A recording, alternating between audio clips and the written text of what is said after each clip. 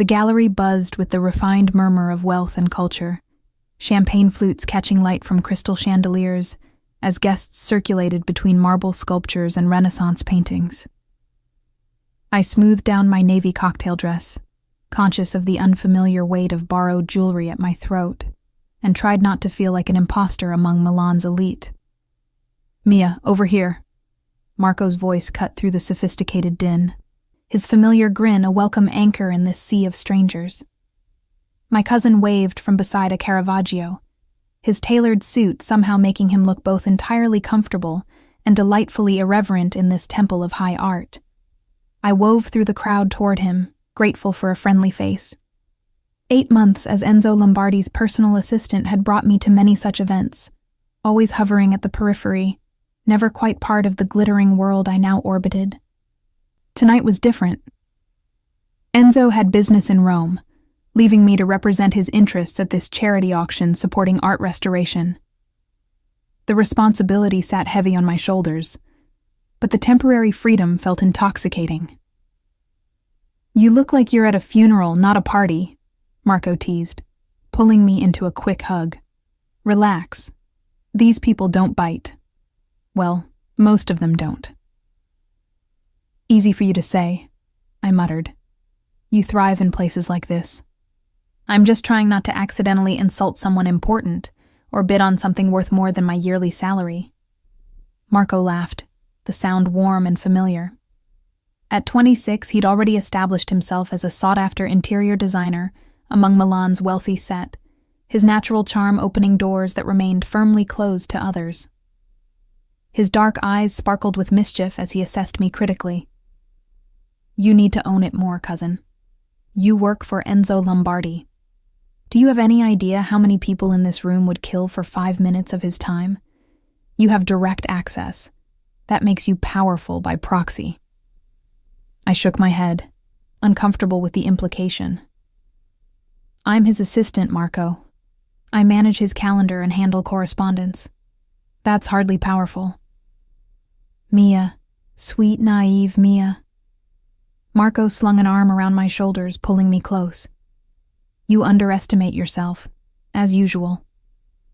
A nearby photographer snapped our picture, the flash momentarily blinding.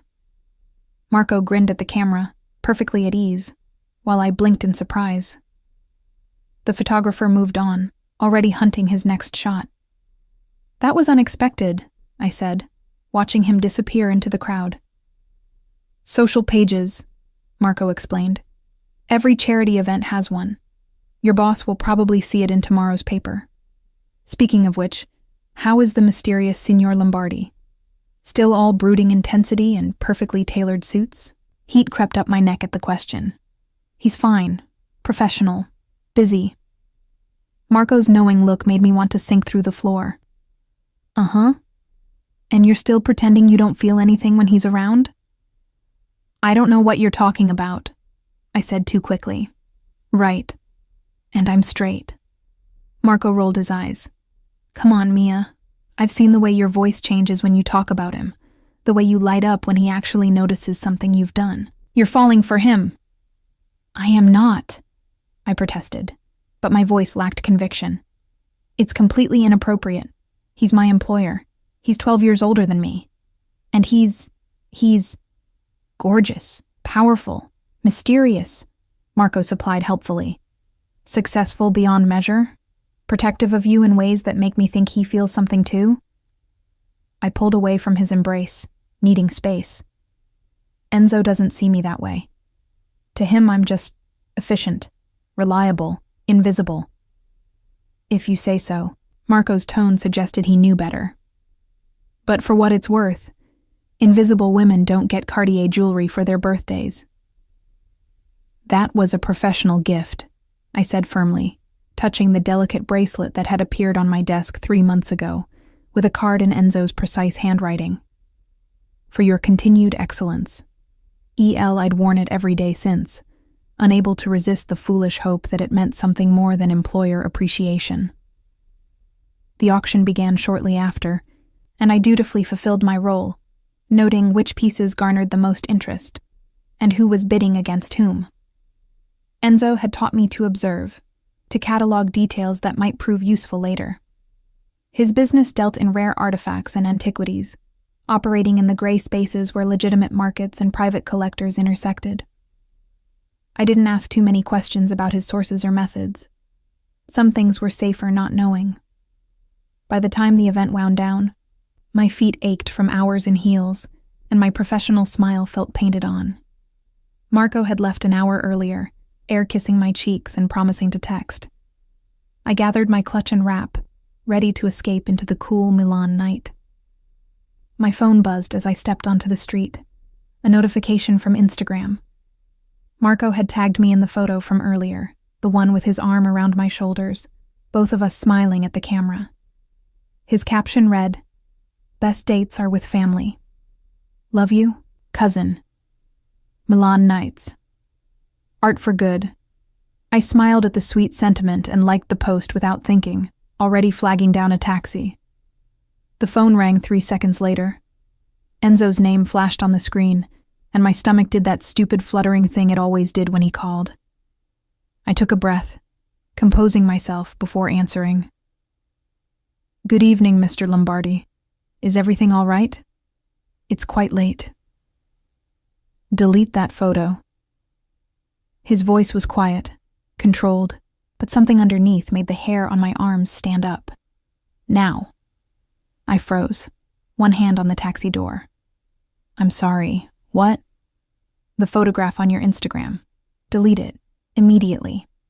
Heat flooded through me, part confusion, part inexplicable defiance. In 8 months, Enzo had never spoken to me like this, never issued commands about my personal life.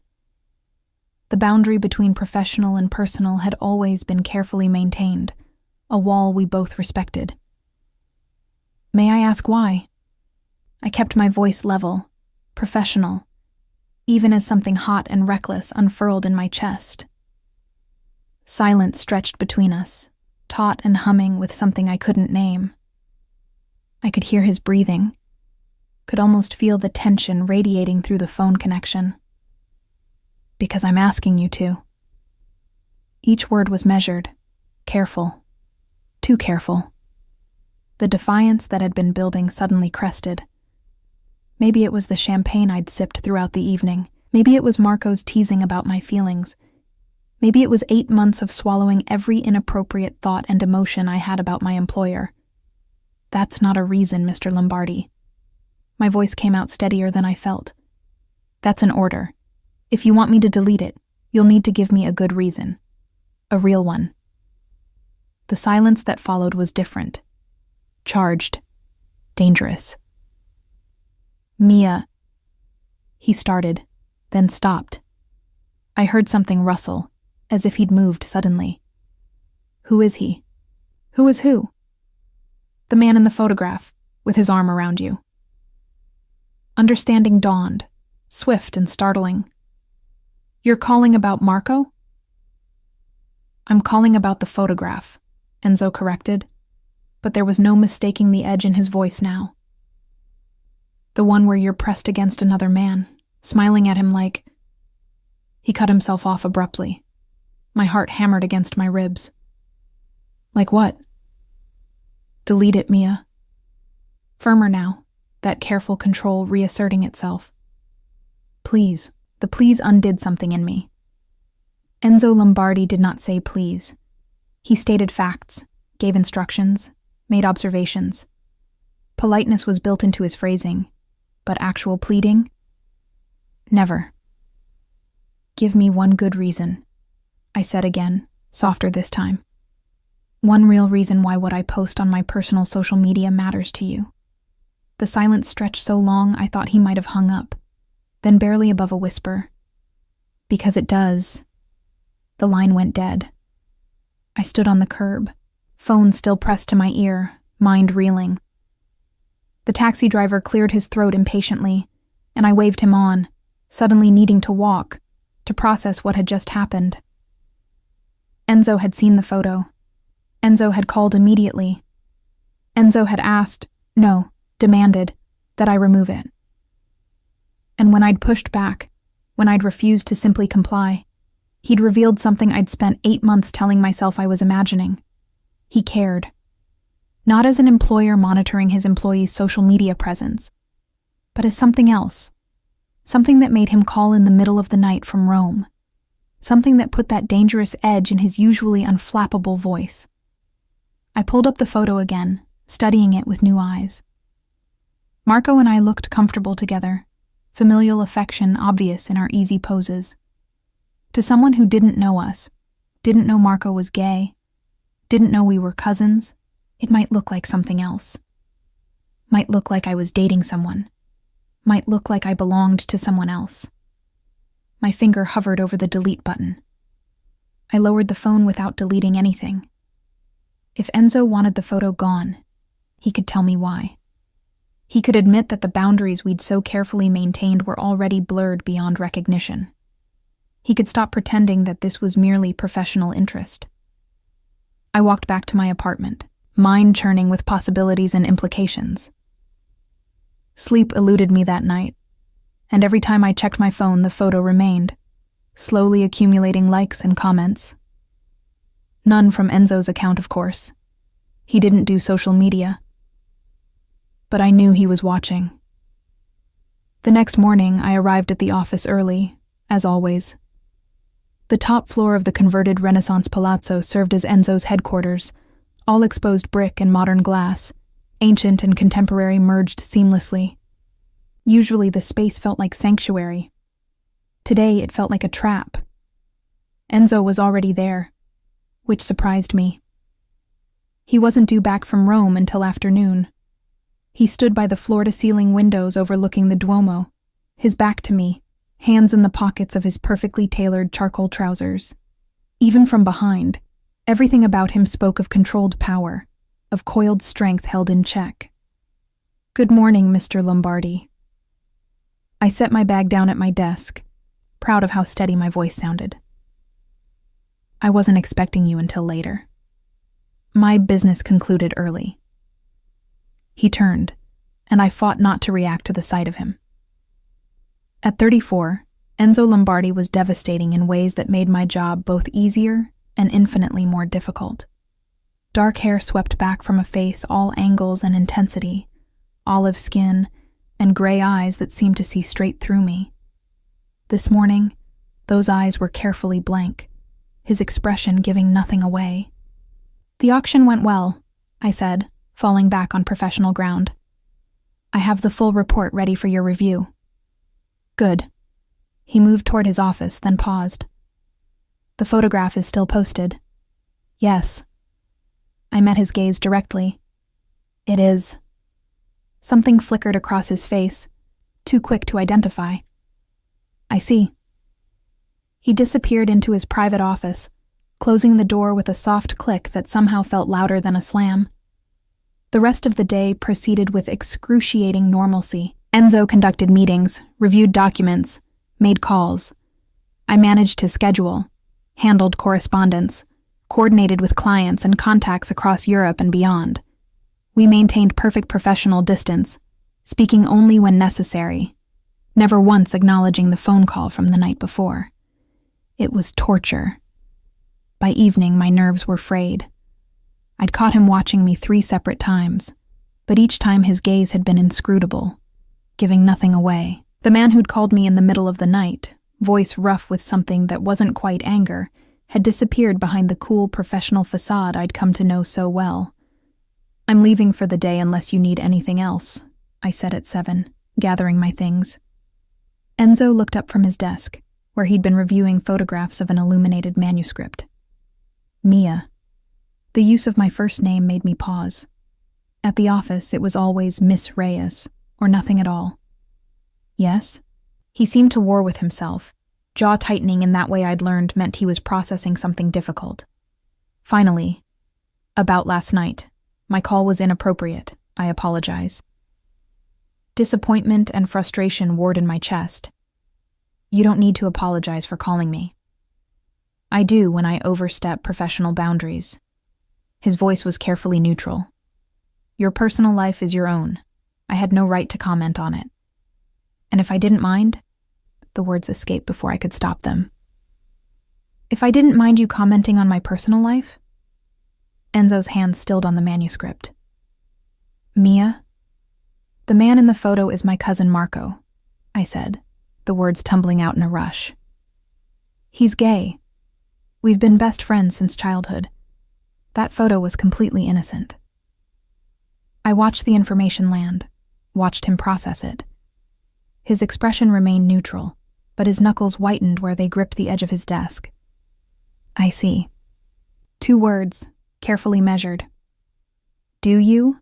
I challenged, emboldened by his lack of reaction. Do you see, Mr. Lombardi?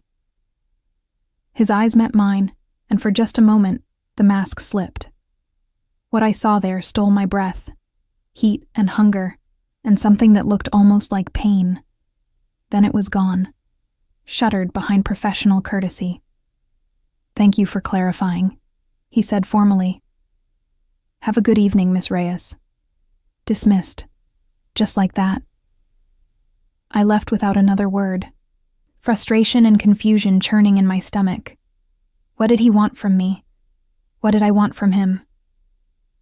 The questions followed me home, unanswered and unanswerable. The next morning, a small velvet box sat centered on my desk. My hands trembled slightly as I opened it. Inside, nestled on black silk, was a delicate gold necklace. The pendant was an antique cameo, exquisitely carved, the profile of a woman in ivory against a backdrop of honey-colored stone. It was beautiful, breathtaking, and absolutely inappropriate for an employer to give his assistant. A card accompanied it, heavy cream cardstock with Enzo's distinctive handwriting. For you. So you'll never need another shoulder in photographs. E.L. I stood frozen, the necklace in my hands, reading and rereading those careful words. The implication was clear, wasn't it? The possessiveness barely contained beneath proper phrasing. Do you like it? I spun to find Enzo in the doorway of his office, watching me with unreadable gray eyes. It's beautiful, I managed. But I can't accept this. It's too much. It's a 16th century piece, he said, moving closer. Venetian. The artisan is unknown, but the quality is exceptional. I acquired it last year, and have been waiting for the right person to appreciate it properly. Enzo.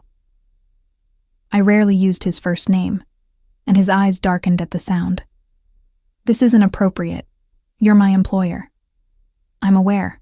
He stopped an arm's length away, close enough that I could smell his cologne, something subtle and expensive. But you're also more than just my employee, Mia. You must know that by now. My heart hammered against my ribs. What am I then? He reached out slowly, giving me time to pull away. When I didn't, his fingers brushed mine where I held the necklace, the touch sending electricity up my arm. Mine, he said quietly, the word hanging in the air between us like a confession. If you'll allow it. The word hung between us like a physical thing, solid and undeniable. Mine. Not a question, not even really an offer.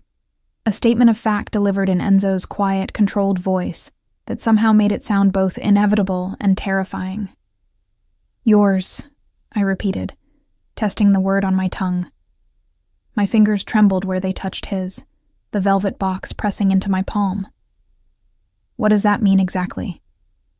Enzo's gray eyes searched my face, and I watched that careful control he wore, like armor crack, just slightly around the edges. It means that the sight of another man's arm around you, even in an innocent photograph, made me lose focus on a €5 million negotiation. It means I took the first flight back from Rome, because the thought of you at that gallery, surrounded by men who might look at you the way I... He stopped abruptly, jaw tightening. It means I haven't been professional about you for quite some time. Mia. The confession landed like a physical blow. 8 months of careful distance, of maintained boundaries, of pretending we were simply employer and employee. All of it had been a carefully constructed lie. One we'd both apparently been living. How long? I whispered. A muscle worked in his jaw. Your first week. You reorganized my entire filing system without asking, correcting inefficiencies no one else had noticed. When I commented on it, you looked me straight in the eye and said, I assumed you hired me to improve things, not maintain mediocrity. No one speaks to me like that. No one challenges me. His fingers tightened slightly on mine. I was fascinated. And then I watched you handle a difficult client with such grace and intelligence that by the end of your first month I knew I was in trouble. My breath caught. 7 months. He'd been feeling this for 7 months while I'd convinced myself I was imagining every heated glance, every unnecessary touch, every moment when his gaze lingered just a fraction too long. Why didn't you say anything? The question came out more accusation than inquiry. Because you deserve better than a man who operates in gray spaces, he said simply. Because you're 22 and brilliant and have your entire life ahead of you. Because getting involved with your employer is complicated at best, destructive at worst. Because... He released my hand, stepping back, that careful mask reasserting itself. Because I'm not certain I can give you what you deserve, Mia. What you need.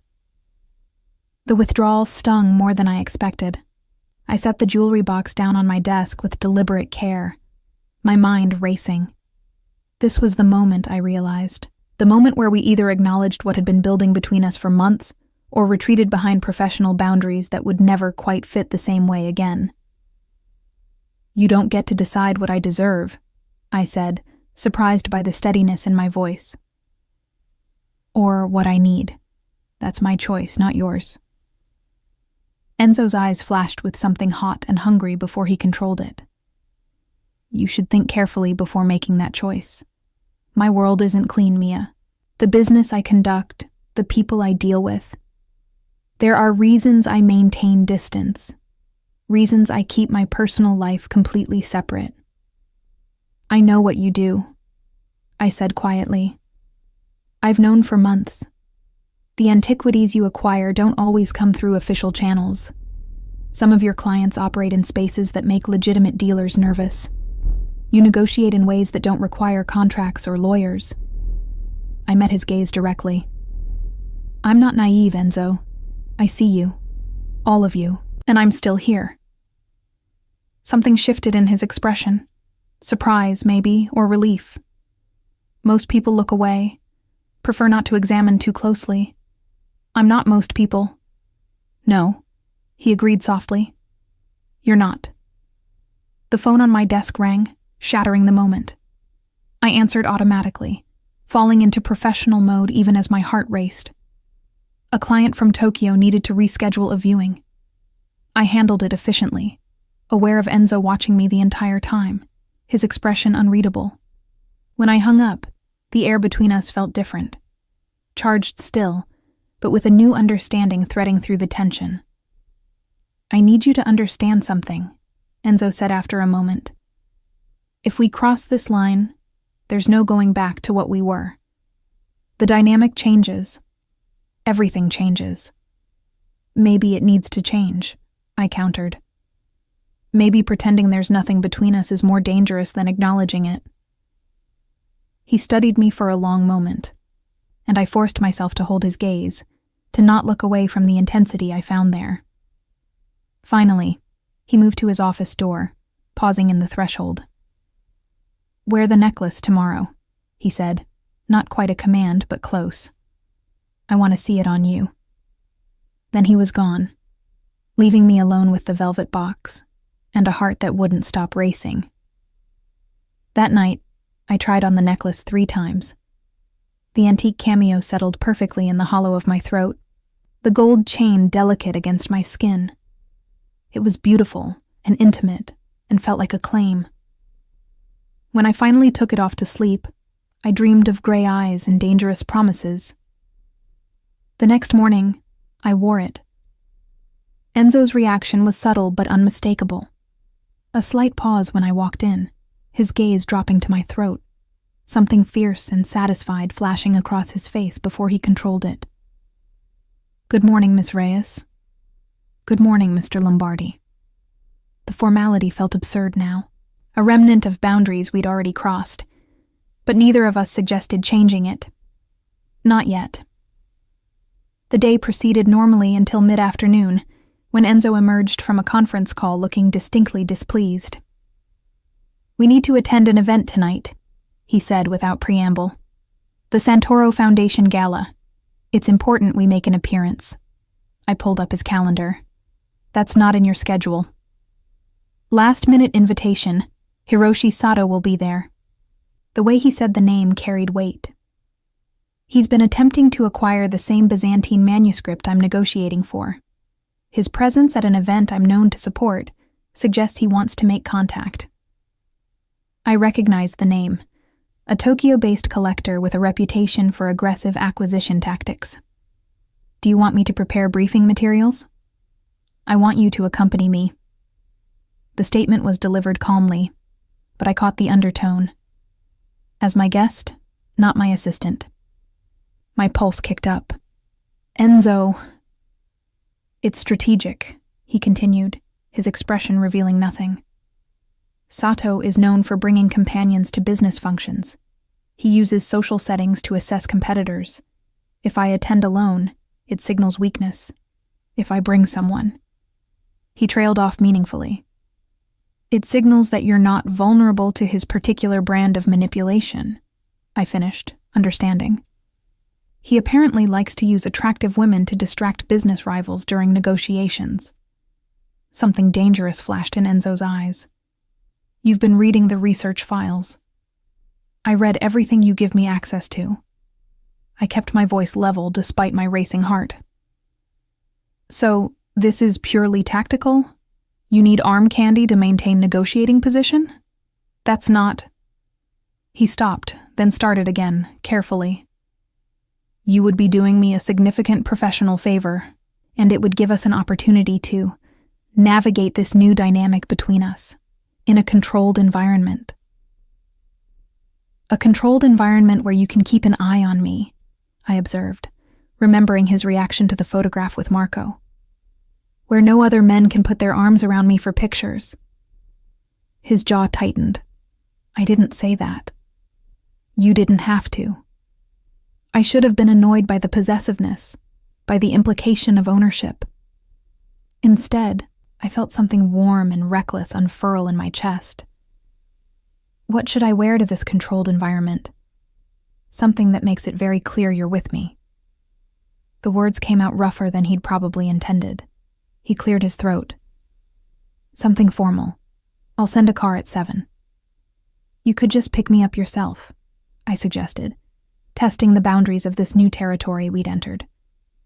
Enzo's eyes met mine, heat flickering in their gray depths. "If I come to your apartment, we won't make it to the gala." The blunt admission stole my breath.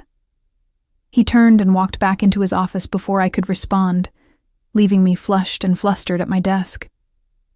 I spent the rest of the afternoon trying to focus on work and failing spectacularly. My mind kept circling back to his words, to the promise implicit in them. If I come to your apartment, we won't make it to the gala. The implication was clear. Whatever had been building between us for 8 months was reaching a breaking point. At 5, Enzo emerged from his office earlier than usual. "Go home. Take time to prepare. The event is black tie." He hesitated, then added more softly, "And Mia, thank you for agreeing to this." The genuine gratitude in his voice made my chest ache. "It's just a gala, Enzo. It's more than that." His gaze held mine for a moment, that stretched and hummed with unspoken meaning. "We both know it is." I did go home, and I did take time to prepare. The black dress I'd purchased for special occasions hung in my closet, simple but elegant, with a neckline that would showcase Enzo's necklace perfectly. I spent longer than necessary on my hair and makeup, telling myself it was just professional presentation while knowing it was so much more. The car arrived exactly at 7, a sleek Mercedes with a driver I didn't recognize. The ride to the venue gave me time to spiral into second-guessing. What was I doing? Getting involved with my employer was complicated enough, but with someone like Enzo, someone who operated in the shadows, who negotiated in ways that made conventional dealers nervous, it was potentially dangerous. But then I remembered the way he'd looked at me that morning, the careful control cracking to reveal something raw and real underneath. The way he'd said mine like it was both confession and question. The way 7 months of professional distance had apparently been as torturous for him as it had been for me. I was still justifying my decisions when the car pulled up to the venue, a historic palazzo converted into an event space, all marble columns and frescoed ceilings.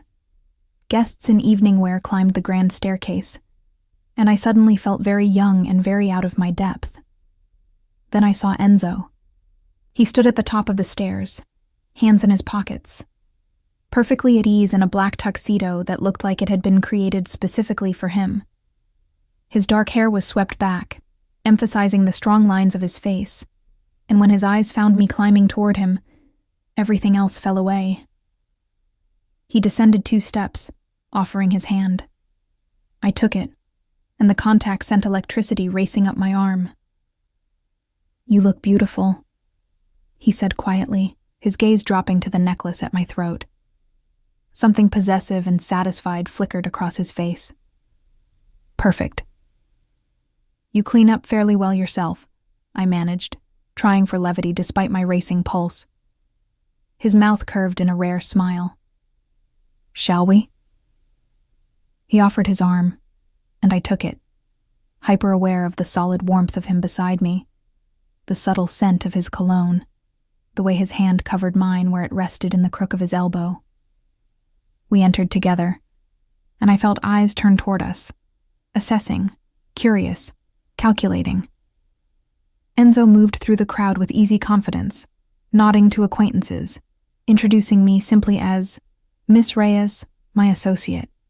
But the way his hand never left the small of my back told a different story. "Lombardi, I was hoping you'd make an appearance." We turned to find a man in his mid-40s approaching, his smile not quite reaching his eyes.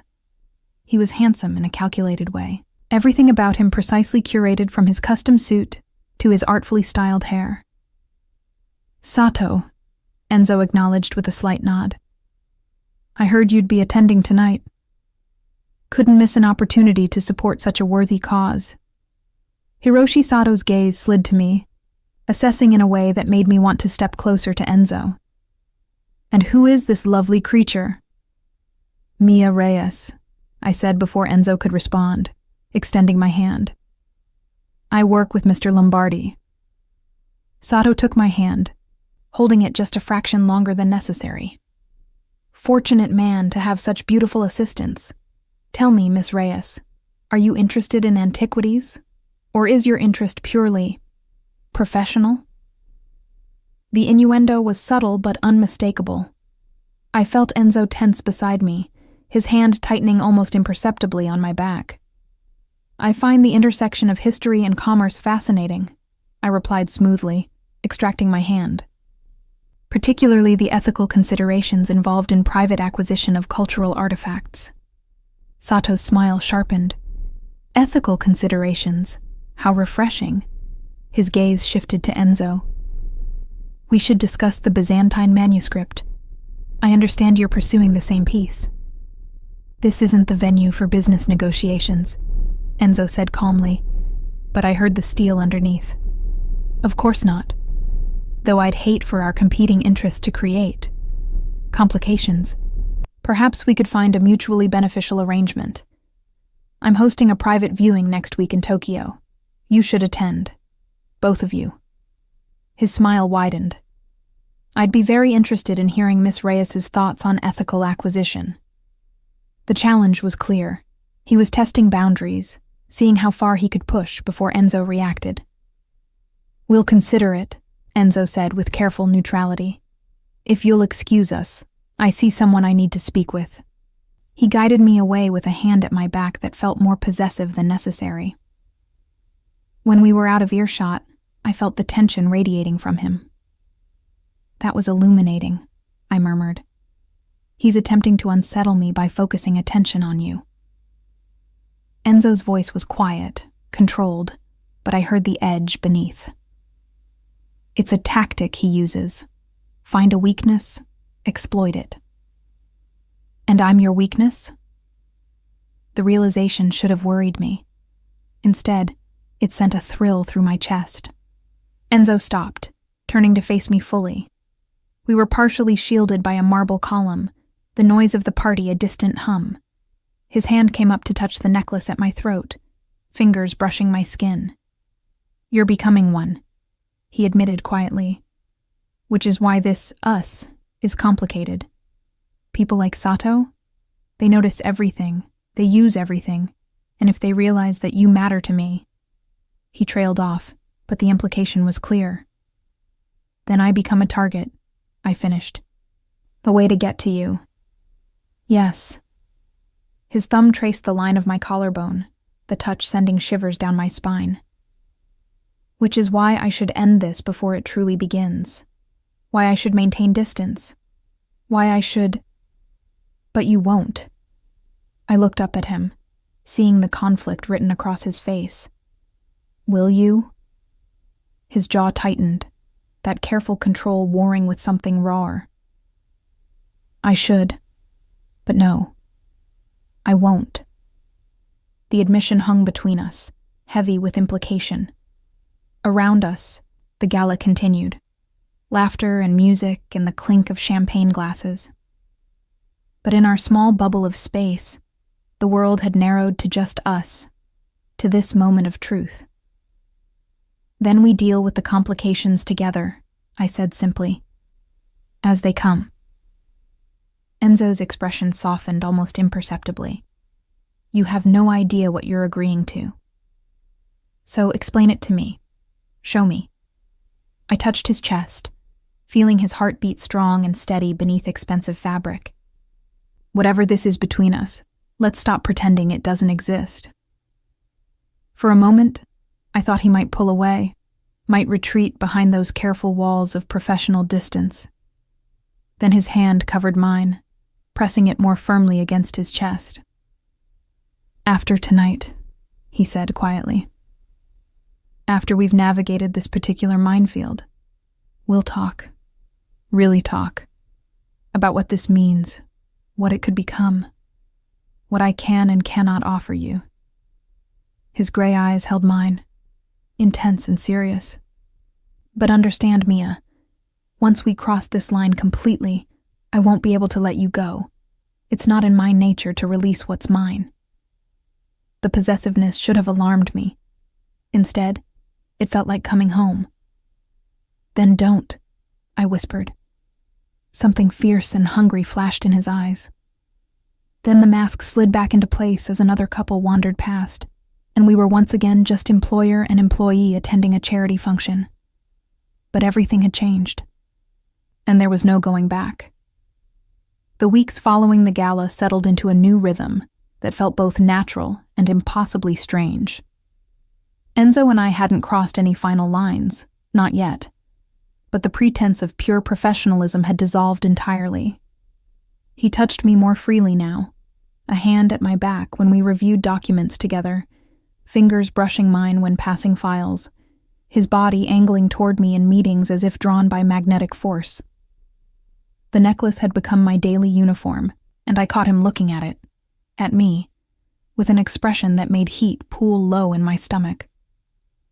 We were dancing around something inevitable, and we both knew it.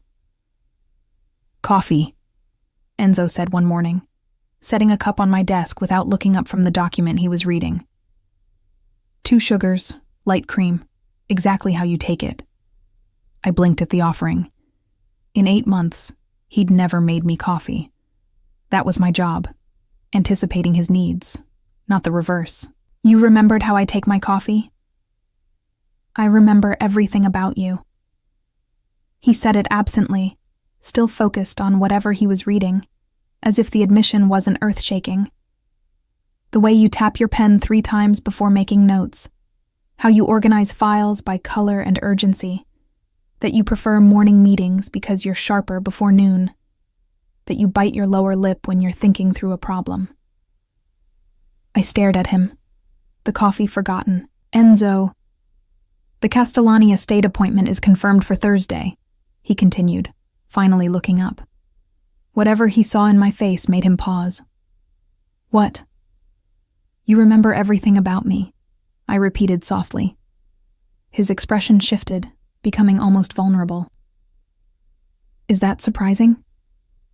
I've been watching you for months, Mia, studying you, learning you. He set down the document. It's what I do. When something interests me, I observe until I understand it completely. I'm not an artifact to be catalogued. No. He moved closer, coming around the desk until he stood directly before me. You're infinitely more complicated and more valuable. My breath caught at his proximity, at the heat in his gray eyes. This close, I could see flecks of darker gray in the irises, could smell the subtle cologne he wore, could feel the warmth radiating from him. Enzo, I whispered, not sure what I was asking for. His hand came up, fingers ghosting along my jaw. Soon, he promised quietly. Once the Castellani acquisition closes, once Sato's competing bid is settled, once there are no professional complications that could be used against you. His thumb brushed my lower lip, the touch sending electricity racing through me. I'm trying to protect you, Mia. Even from myself. I don't need protection from you. You might. His hand dropped away, and he stepped back, that careful distance reasserting itself. My world has sharp edges. I need to know I can keep you safe before I pull you fully into it. I wanted to argue, to tell him I could handle whatever came. But the seriousness in his expression stopped me. Whatever he was protecting me from wasn't hypothetical. It was real, concrete, dangerous enough to make a man who clearly wanted me maintain this torturous distance. The Castellani estate, I said instead, falling back on work. What do we need to prepare? Relief and something that might have been gratitude flickered across his face. All the documentation you compiled last month. The family is finally ready to liquidate. If we secure the collection, it will be the most significant acquisition of the year. I threw myself into preparation, grateful for the distraction. The Castellani estate contained Renaissance bronzes, illuminated manuscripts, and a collection of Venetian glass that museums had been trying to acquire for decades. Enzo's client, a private foundation in Switzerland, was prepared to pay whatever it took. Thursday arrived with an autumn chill in the air. Enzo had arranged for us to drive to the estate together, a 2-hour journey into the countryside outside Milan. I dressed carefully in a charcoal suit that was professional yet elegant, the cameo necklace my only jewelry. The car Enzo sent was different from his usual, an armored Mercedes with darkly tinted windows. When I questioned it, he simply said, "Precaution. The collection's value makes certain security measures necessary." He was already in the back seat when I entered, reviewing documents on his tablet. But he looked up immediately, his gaze traveling over me in a way that made me flush. "You look perfect," he said quietly. "Professional but not severe. The Castellanis will appreciate the respect."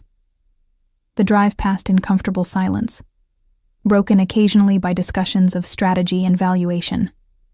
But I was hyper-aware of his presence beside me, the subtle brush of his arm against mine when the car turned, the way his attention kept drifting from his tablet to me. "Are you nervous?" he asked as we neared the estate. "Should I be?"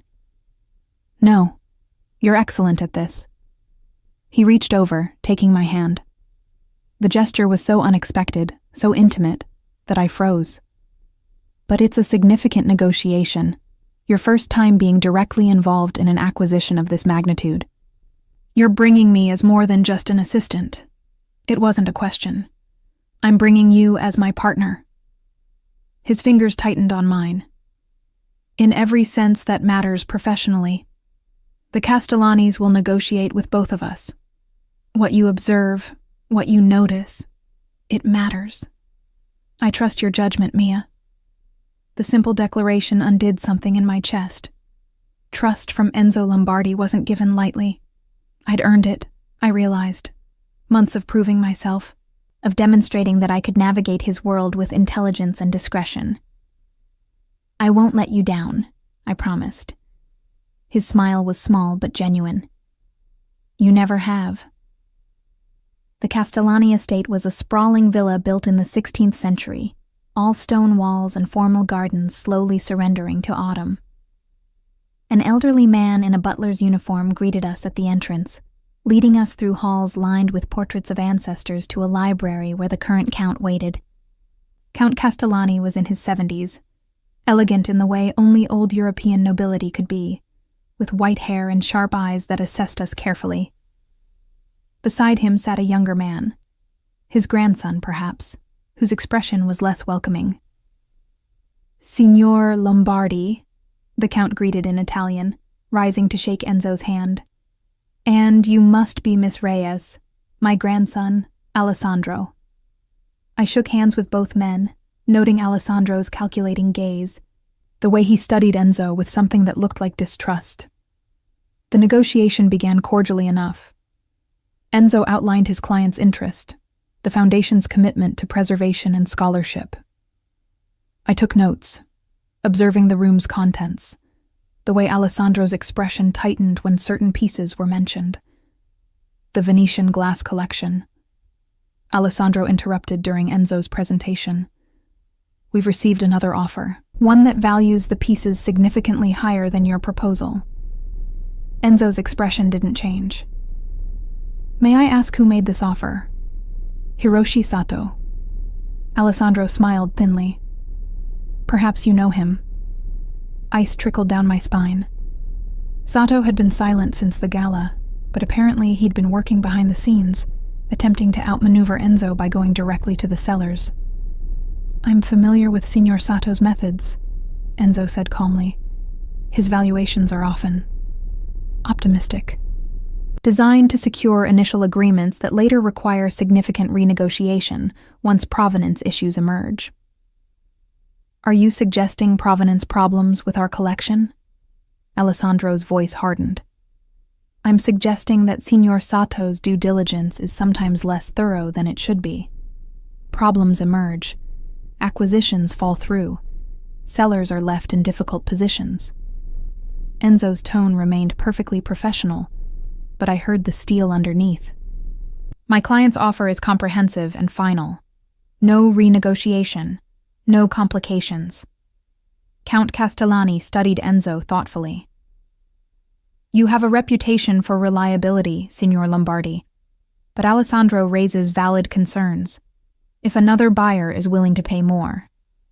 May I? I interjected softly. Both men turned to me with surprise. Even Enzo looked curious. I pulled out my tablet, accessing the research I'd compiled. I've reviewed Signor Sato's acquisition history over the past 5 years. Of the 43 major purchases he initiated, 12 were delayed by provenance disputes, 7 were ultimately canceled, and 3 resulted in legal action from sellers claiming breach of contract. I met Alessandro's gaze directly. His initial offers are indeed higher. His completion rate is concerning. Alessandro's eyes narrowed. You came prepared to discredit a competitor? I came prepared with facts, I corrected gently. Your family's collection deserves to be properly valued and responsibly placed. If those are your priorities, I can provide documentation supporting every claim I've made. Silence fell over the library. I felt Enzo's gaze on me, could sense his approval even without looking. Count Castellani's expression had shifted from polite interest to genuine attention.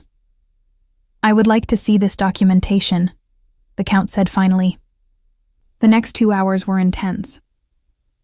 I presented my research while Enzo walked them through the specifics of his client's offer, emphasizing the Foundation's commitment to preservation and access. Alessandro pushed back repeatedly, but each time I had data to counter his concerns. By the time we finished, Count Castellani looked convinced. You make a compelling case, he said, looking between Enzo and me. I will need to discuss this with my family, but I believe your offer better serves our interests long term. We appreciate your consideration. Enzo replied smoothly. Please take whatever time you need. Miss Reyes will ensure you have all supporting documentation. As we prepared to leave, Alessandro pulled Enzo aside. I couldn't hear their conversation, but I saw Alessandro's expression, frustrated, perhaps angry. When Enzo returned to me, his face was carefully neutral. What was that about? I asked once we were in the car. A warning. Enzo's jaw tightened. Alessandro has financial troubles. Sato apparently offered him a private incentive, cash payment in addition to the sale price. He's angry that his grandfather might choose our offer instead. Will that be a problem? It could be. He was quiet for a moment, staring out at the countryside rolling past. Men with money problems make rash decisions, and Sato is very good at exploiting desperation. The drive back to Milan felt different, tense, weighted with concerns Enzo wasn't fully articulating. When we finally pulled up to the office, night had fallen, and the city sparkled with lights. You were extraordinary today, Enzo said as the car idled. The way you handled Alessandro, the research you'd prepared, you thought 3 steps ahead. Like you've been doing this for years instead of months. I learned from the best, I said softly. His hand found mine in the darkness of the car's interior. Mia, I need you to understand something. What happened today? Alessandro's warning, Sato's interference. It's going to escalate. He doesn't like losing, and he's realized that targeting me directly won't work. His fingers tightened on mine. So he'll target you instead. Find ways to compromise you, to create leverage. Fear flickered through me. What kind of leverage? Whatever works. False allegations, manufactured scandals, anything that might convince me to back away from deals he wants. His voice dropped. Which is why I need you to be careful. No social media posts without thinking about how they might be misinterpreted. No going anywhere alone until this acquisition closes. And if anyone approaches you, anyone at all, asking questions about me or my business, you tell me immediately. Enzo, you're scaring me. Good. He turned to face me fully, his expression fierce. Be scared. Be cautious. Because you matter to me, Mia. And that makes you valuable to people who want to hurt me. I won't let that happen. But I need you to help me protect you. I wanted to argue that I could take care of myself, that I wasn't some fragile thing that needed guarding. But the raw concern in his eyes stopped me. This wasn't about control or possession. It was about genuine fear for my safety. I'll be careful, I promised. But Enzo, you have to tell me if there's real danger, not just theoretical, actual threats. I need to know what I'm dealing with. He studied me for a long moment, then nodded slowly. If it becomes necessary, I will. But for now, just trust me.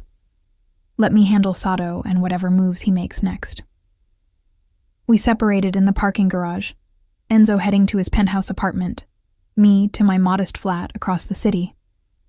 But I lay awake that night, replaying the warning in his voice, the tension in his shoulders, the way he'd held my hand like he was afraid to let go. The next morning, I arrived at the office to find Enzo already there, on the phone, speaking rapid Italian in a tone I'd never heard before. Cold, almost threatening. He ended the call when he saw me, his expression smoothing into professional neutrality. Good morning. What happened? I set down my bag, noting the tension around his eyes. Alessandro Castellani called Count Castellani last night, tried to convince him to accept Sato's offer. His jaw tightened. When that failed, he contacted a journalist friend. There will be a story in tomorrow's financial press questioning the legitimacy of some of my previous acquisitions. My stomach dropped. Can they do that? Just publish unsubstantiated? They'll frame it as investigative journalism, raise questions without making direct accusations. It's enough to create doubt, to make clients nervous. He moved to the window, staring out at the city. Sato's fingerprints are all over this. It's exactly his method. Use proxies to attack credibility, create chaos, then sweep in as the stable alternative. What do? We prepare. He turned back to me, and I saw the strategist behind the calm facade. I've already contacted my attorney and our public relations consultant. We'll issue statements, provide documentation refuting whatever they claim. But Mia, he paused. They might mention you. Your name might appear in the article as my assistant, possibly with insinuations about our relationship. Heat flooded my face. What kind of insinuations? That you're more than just my employee. That your position is based on factors other than competence. His expression darkened. It's character assassination by implication. They won't say anything directly actionable, but the suggestion will be there. Anger flared in my chest. That's absurd. I've earned my position here. I know that. Anyone who's worked with you knows that. But perception matters in this world, and Sato understands that. He crossed to me, his hands settling on my shoulders. If this becomes too much, if you want to step back until the acquisition closes and things settle down, I would understand. Absolutely not. The words came out fierce, surprising us both. I'm not running because some competitor wants to play dirty. If they print lies about me, we'll refute them. If they question my competence, we'll demonstrate it. But I'm not abandoning you when things get difficult.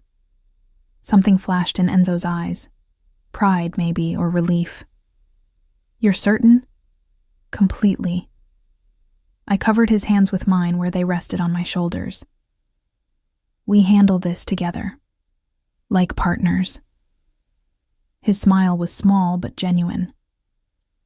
Like partners, he agreed. The article dropped the next afternoon, and it was worse than Enzo had prepared me for. Nothing overtly libelous, just carefully worded questions about the authenticity of certain pieces he'd brokered, implications of questionable provenance, and, buried in the second half, a paragraph about his young, attractive assistant, and questions about whether their close working relationship influenced business decisions. I read it 3 times, fury building with each pass. The journalist had done their homework, pulling up social media photos, including the one with Marco that I'd never deleted, and weaving a narrative of impropriety without ever making direct claims. It's garbage, I said, throwing down my tablet. Innuendo and insinuation without a shred of actual evidence. But effective. Enzo's voice was carefully controlled. Too controlled. 3 clients have already called asking about the allegations. The Swiss Foundation wants additional documentation before finalizing the Castellani acquisition. So we provide it. We refute everything, demonstrate that it's a smear campaign. We will. He was quiet for a moment, staring at the article on his screen. But Mia, you need to understand. This is what involvement with me looks like. People using whatever tools they can to create leverage, to find weakness.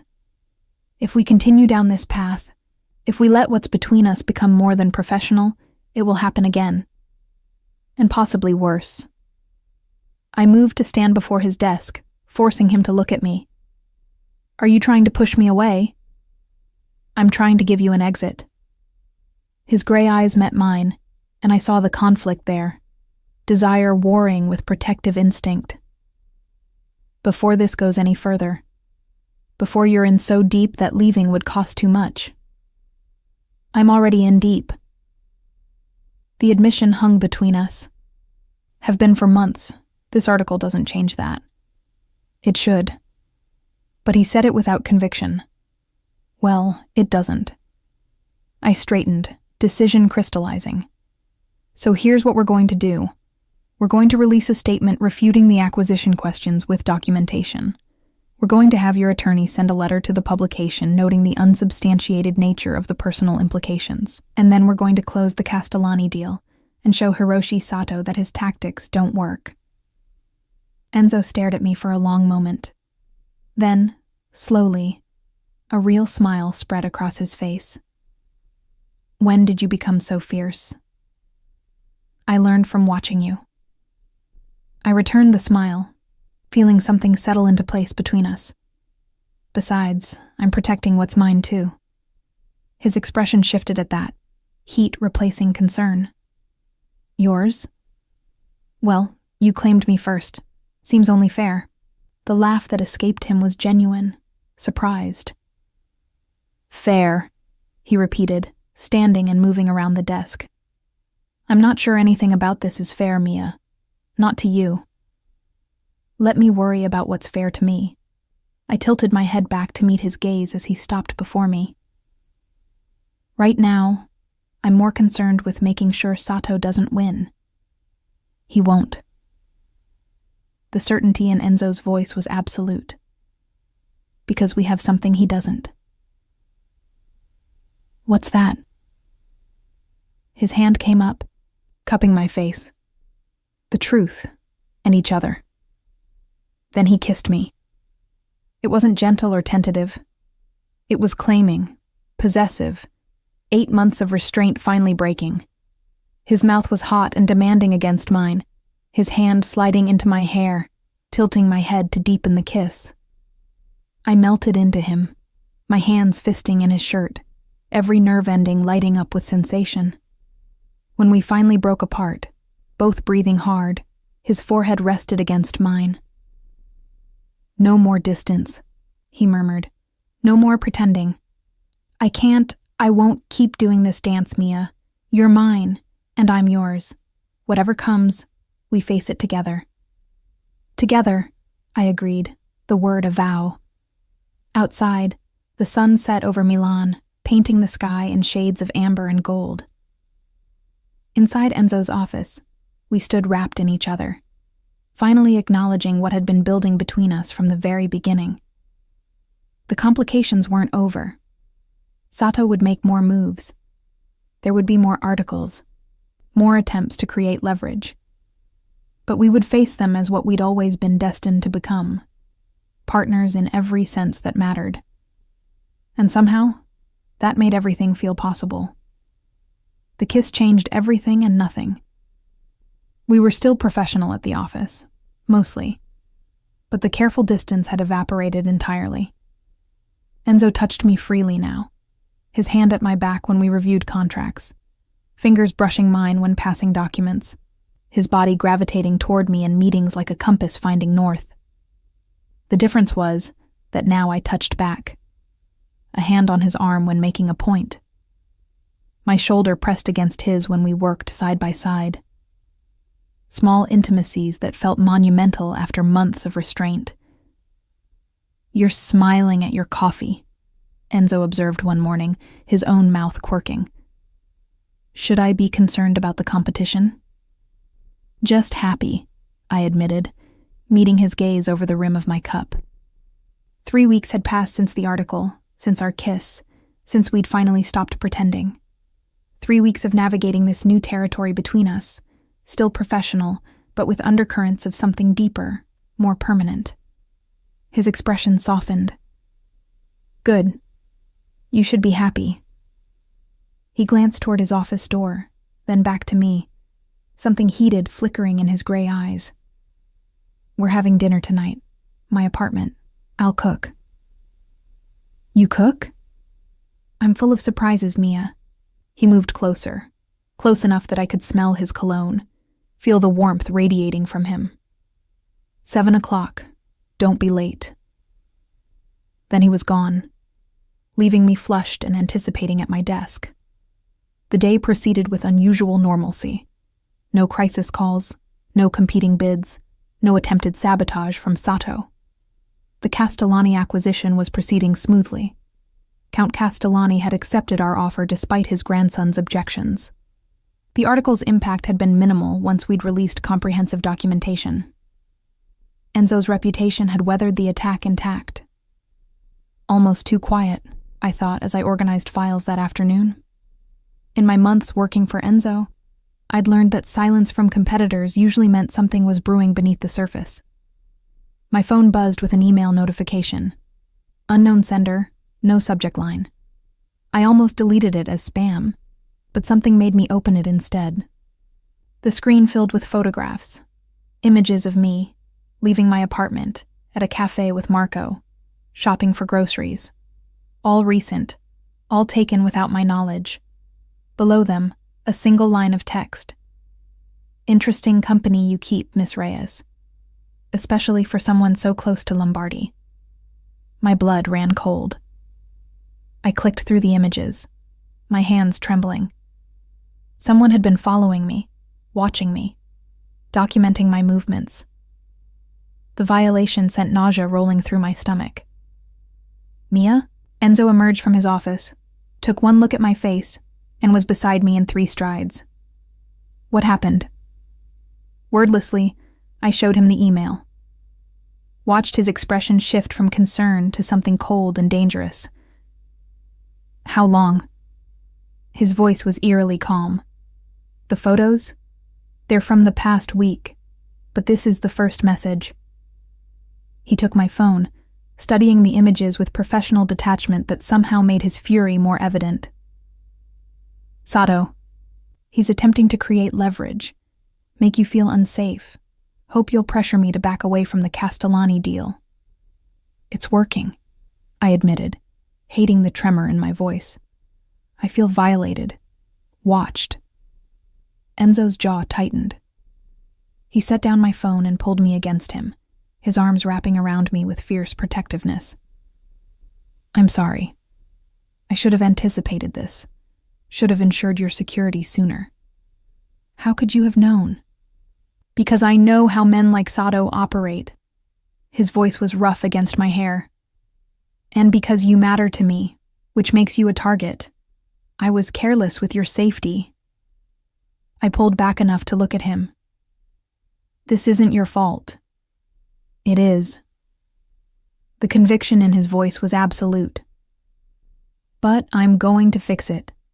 Starting now. He pulled out his own phone, making a rapid call in Italian. When he hung up, his expression was set with determination. My head of security will be here in 20 minutes. You're not going anywhere without protection until this is resolved. Enzo, that's excessive. It's necessary. His hands framed my face, forcing me to meet his fierce gaze. Someone was watching you, Mia. Following you. Taking photographs without your knowledge. That's not just intimidation. It's a threat.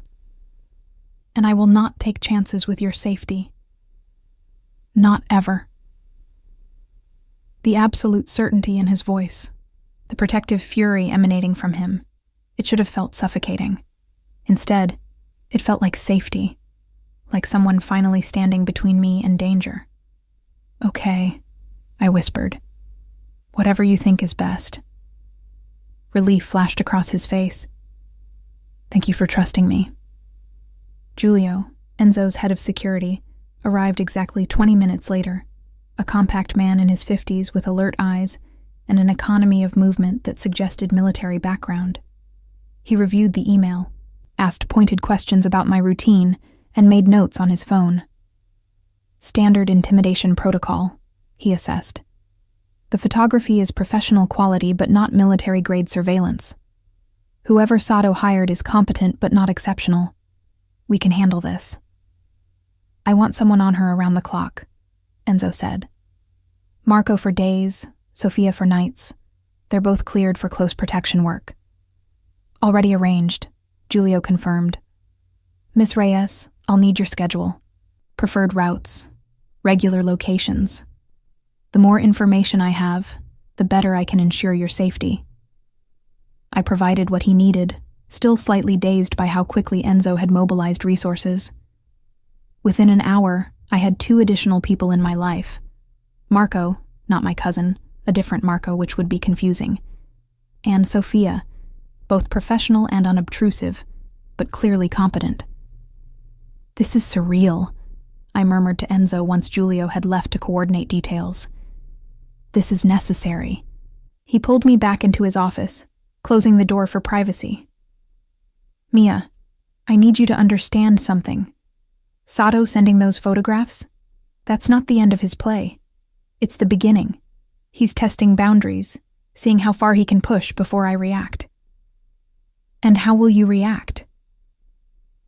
Something cold and dangerous flickered in his eyes. "By showing him that touching what's mine has consequences. I don't want you to do anything illegal." The words tumbled out in a rush. "Or violent. Or anything that could come back on you." His expression softened at my concern. "I won't. My response will be perfectly legal and entirely devastating. But it will send a clear message. You are off limits. Forever." The possessiveness in his voice sent heat spiraling through me despite the circumstances. "And what message are you sending to me?" "That I protect what I care about."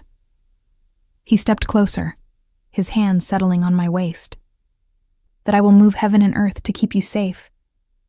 That you matter more than any acquisition, any business deal, any—" He stopped, something vulnerable flashing across his face.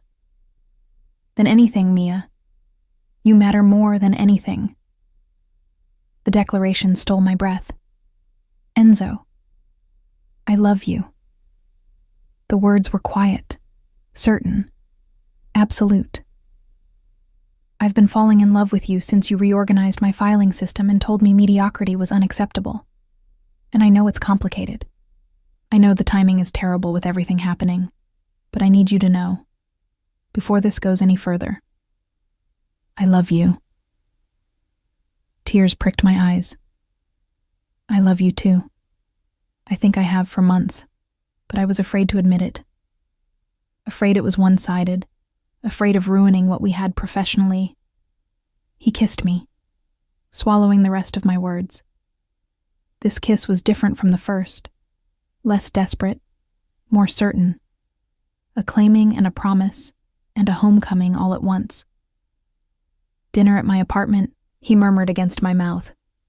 "Still on, but we're moving it to 6 instead of 7 so you have more daylight for the trip over." "Practical and romantic," I teased, trying to lighten the mood. "I'm nothing if not efficient." His smile was small but genuine. "And Mia, wear the necklace. I want to see you wearing nothing but that tonight."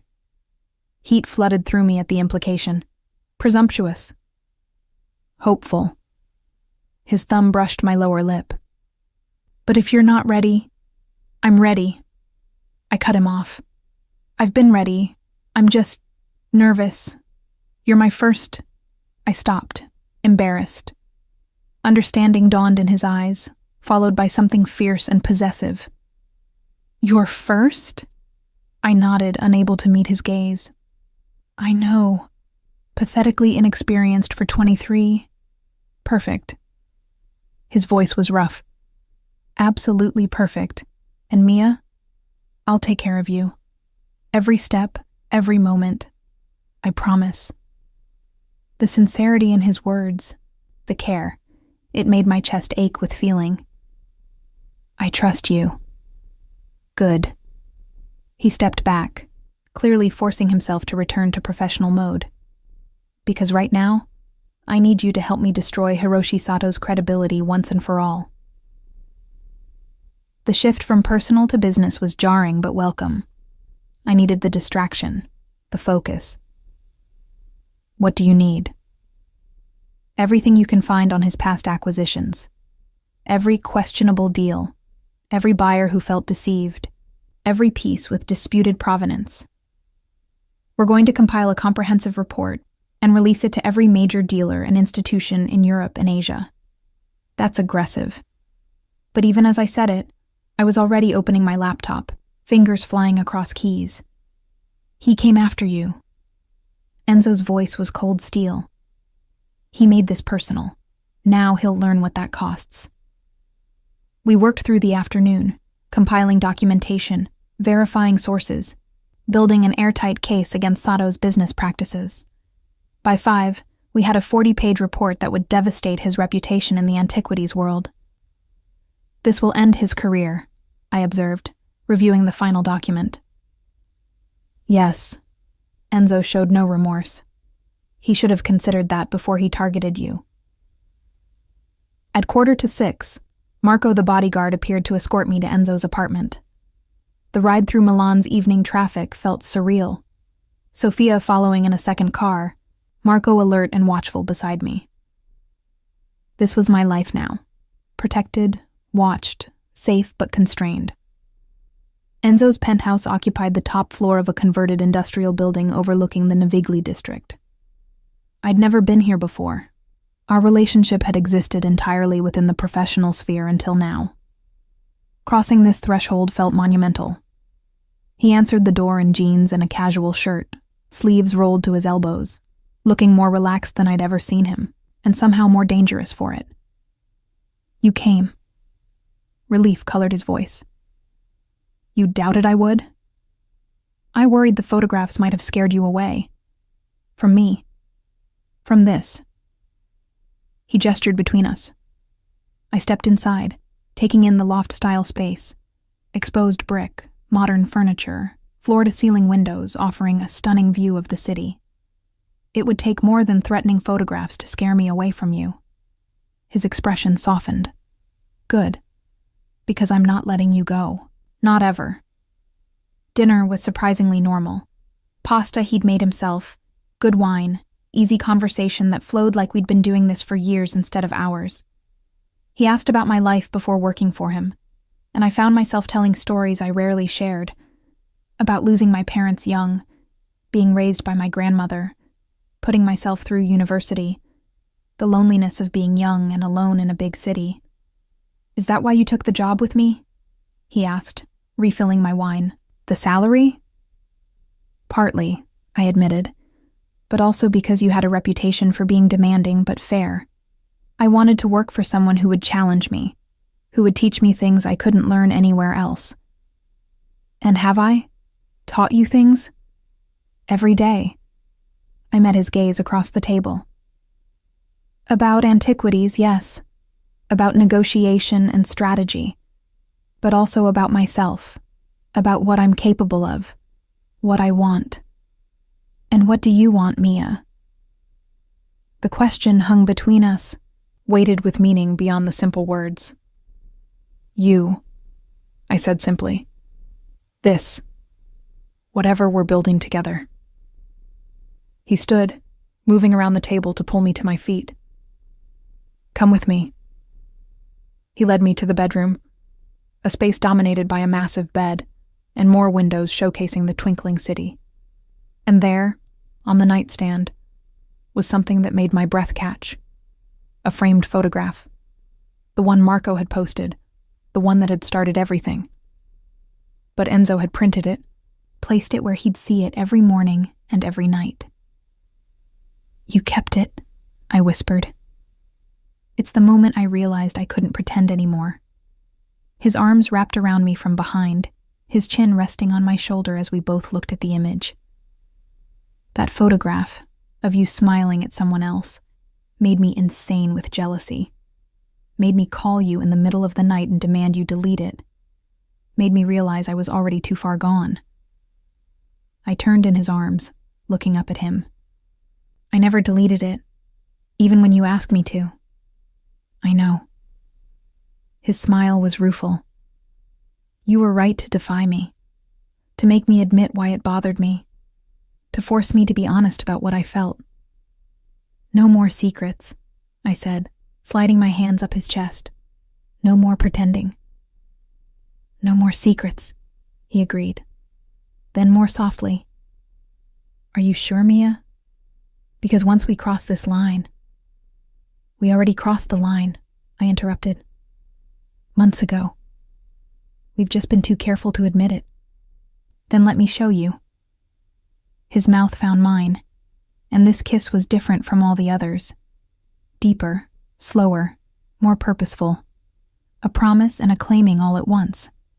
He was gentle, patient, taking his time to learn every response, every sigh, every place that made me gasp. When he finally moved over me, his eyes held mine. "Mine," he whispered, and it wasn't a question. "Yours," I agreed. "Always yours." Outside, the city glittered with a million lights. Inside, we created our own world. Just us. Just this. Just the perfect rightness of finally being together. Later, wrapped in his arms with the necklace still around my throat, I felt complete in a way I'd never experienced. "I'm going to marry you," Enzo said quietly, his fingers tracing lazy patterns on my shoulder. "Someday, when everything settles, when I can offer you the life you deserve. I know you don't." He pressed a kiss to my temple. "But I do. I need to wake up to you every morning. Need to know you're mine in every way that matters legally and emotionally. Need everyone to know that you're not just my assistant or my girlfriend, but my wife, my partner, my everything." Tears pricked my eyes at the raw honesty. "Yes. Yes?" He pulled back to look at me, surprise and joy warring in his expression. "Yes, I'll marry you. Someday. When everything settles." I touched his face, feeling the slight stubble along his jaw. "But Enzo, I don't need the perfect life or the perfect timing. I just need you." His kiss was answer enough. We spent the night learning each other, sleeping tangled together, waking to make love again as dawn painted the sky. It felt like a beginning. Like everything before this had been prologue to the real story starting now. At 7, his phone rang. Giulio, with news that Hiroshi Sato had been arrested overnight. Financial fraud, apparently unrelated to the antiquities business. But the timing seemed too convenient to be coincidence. "What did you do?" I asked as Enzo hung up, suspicion coloring my tone. "I may have mentioned to certain authorities that they should examine his business practices more closely." He said it casually, but I saw the satisfaction in his eyes. Specifically, his pattern of using coerced photography to intimidate competitors and associates. Turns out, you weren't the first person he targeted. The others were happy to provide evidence once they knew they weren't alone. "So you didn't do anything illegal?" I made a few phone calls, connected dots that authorities hadn't noticed. Let justice run its natural course. He pulled me back against him. Completely legal, entirely ethical, and incredibly effective. "You're terrifying," I murmured, but without heat. "Only to people who threaten what's mine." His arms tightened around me. "To you, I'm just yours." "Just mine," I agreed, smiling against his shoulder. Later, as we prepared for the day, he showed me the framed photograph again. "I'm keeping this here, a reminder of the moment everything changed." "You mean the moment you went insane with jealousy?" "The moment I realized I was in love with you," he corrected, and couldn't hide it anymore. I kissed him, soft and sweet. Best Instagram post I ever made. "Best photograph I almost demanded you delete," he countered. We laughed together, and it felt like coming home. The Castellani acquisition closed 2 weeks later. Count Castellani even sent a personal note thanking us both for our professionalism and care with his family's legacy. Alessandro, apparently, had been cut out of the financial decisions after his attempt to sabotage the deal. Enzo's business thrived. My role expanded from assistant to genuine partner. We worked together seamlessly, our professional chemistry enhanced rather than complicated by our personal relationship. And every night, I went home to him. To the penthouse that had become ours. To the bedroom where our photograph held pride of place. To the man who had taught me that sometimes the most powerful thing you could do was admit what you felt. 6 months later, on a quiet Sunday morning, Enzo proposed officially, with a ring this time, antique and perfect, beside the photograph that had started everything. I said yes, of course. Had been saying yes to him in 1,000 small ways, since the moment I'd refused to delete that photograph. Our wedding was small, intimate, held in a villa in Tuscany surrounded by people we loved. Marco, my cousin, not the bodyguard, stood with me, teasing that he'd known from that first photograph that Enzo was already gone for me. In my bouquet, nestled among cream roses, I wore the cameo necklace that had been Enzo's first real declaration. And later, in our villa's library, we hung the framed photograph beside our wedding portrait. A reminder of where we'd started, of the moment jealousy had given way to honesty, of the Instagram post that had changed everything. "Do you regret not deleting it?" Enzo asked, wrapping his arms around me from behind as we studied the images side by side. "Never." I leaned back against him. "Best decision I ever made was refusing to give you what you wanted." "You gave me everything I wanted," he corrected. "Eventually, just made me work for it." "And was it worth it?" I turned in his arms, looking up at him. His answer was a kiss, deep and certain and full of promise. Outside, the Tuscan sun set in shades of amber and gold. Inside, we stood wrapped in each other, finally exactly where we belonged. Together. Always together. The photograph that had almost been deleted had instead become the cornerstone of everything we'd built. Proof that sometimes the best beginnings came from moments of unexpected honesty, from jealousy transformed into love, from a man who couldn't bear to see someone else's arm around the woman who had already become his entire world.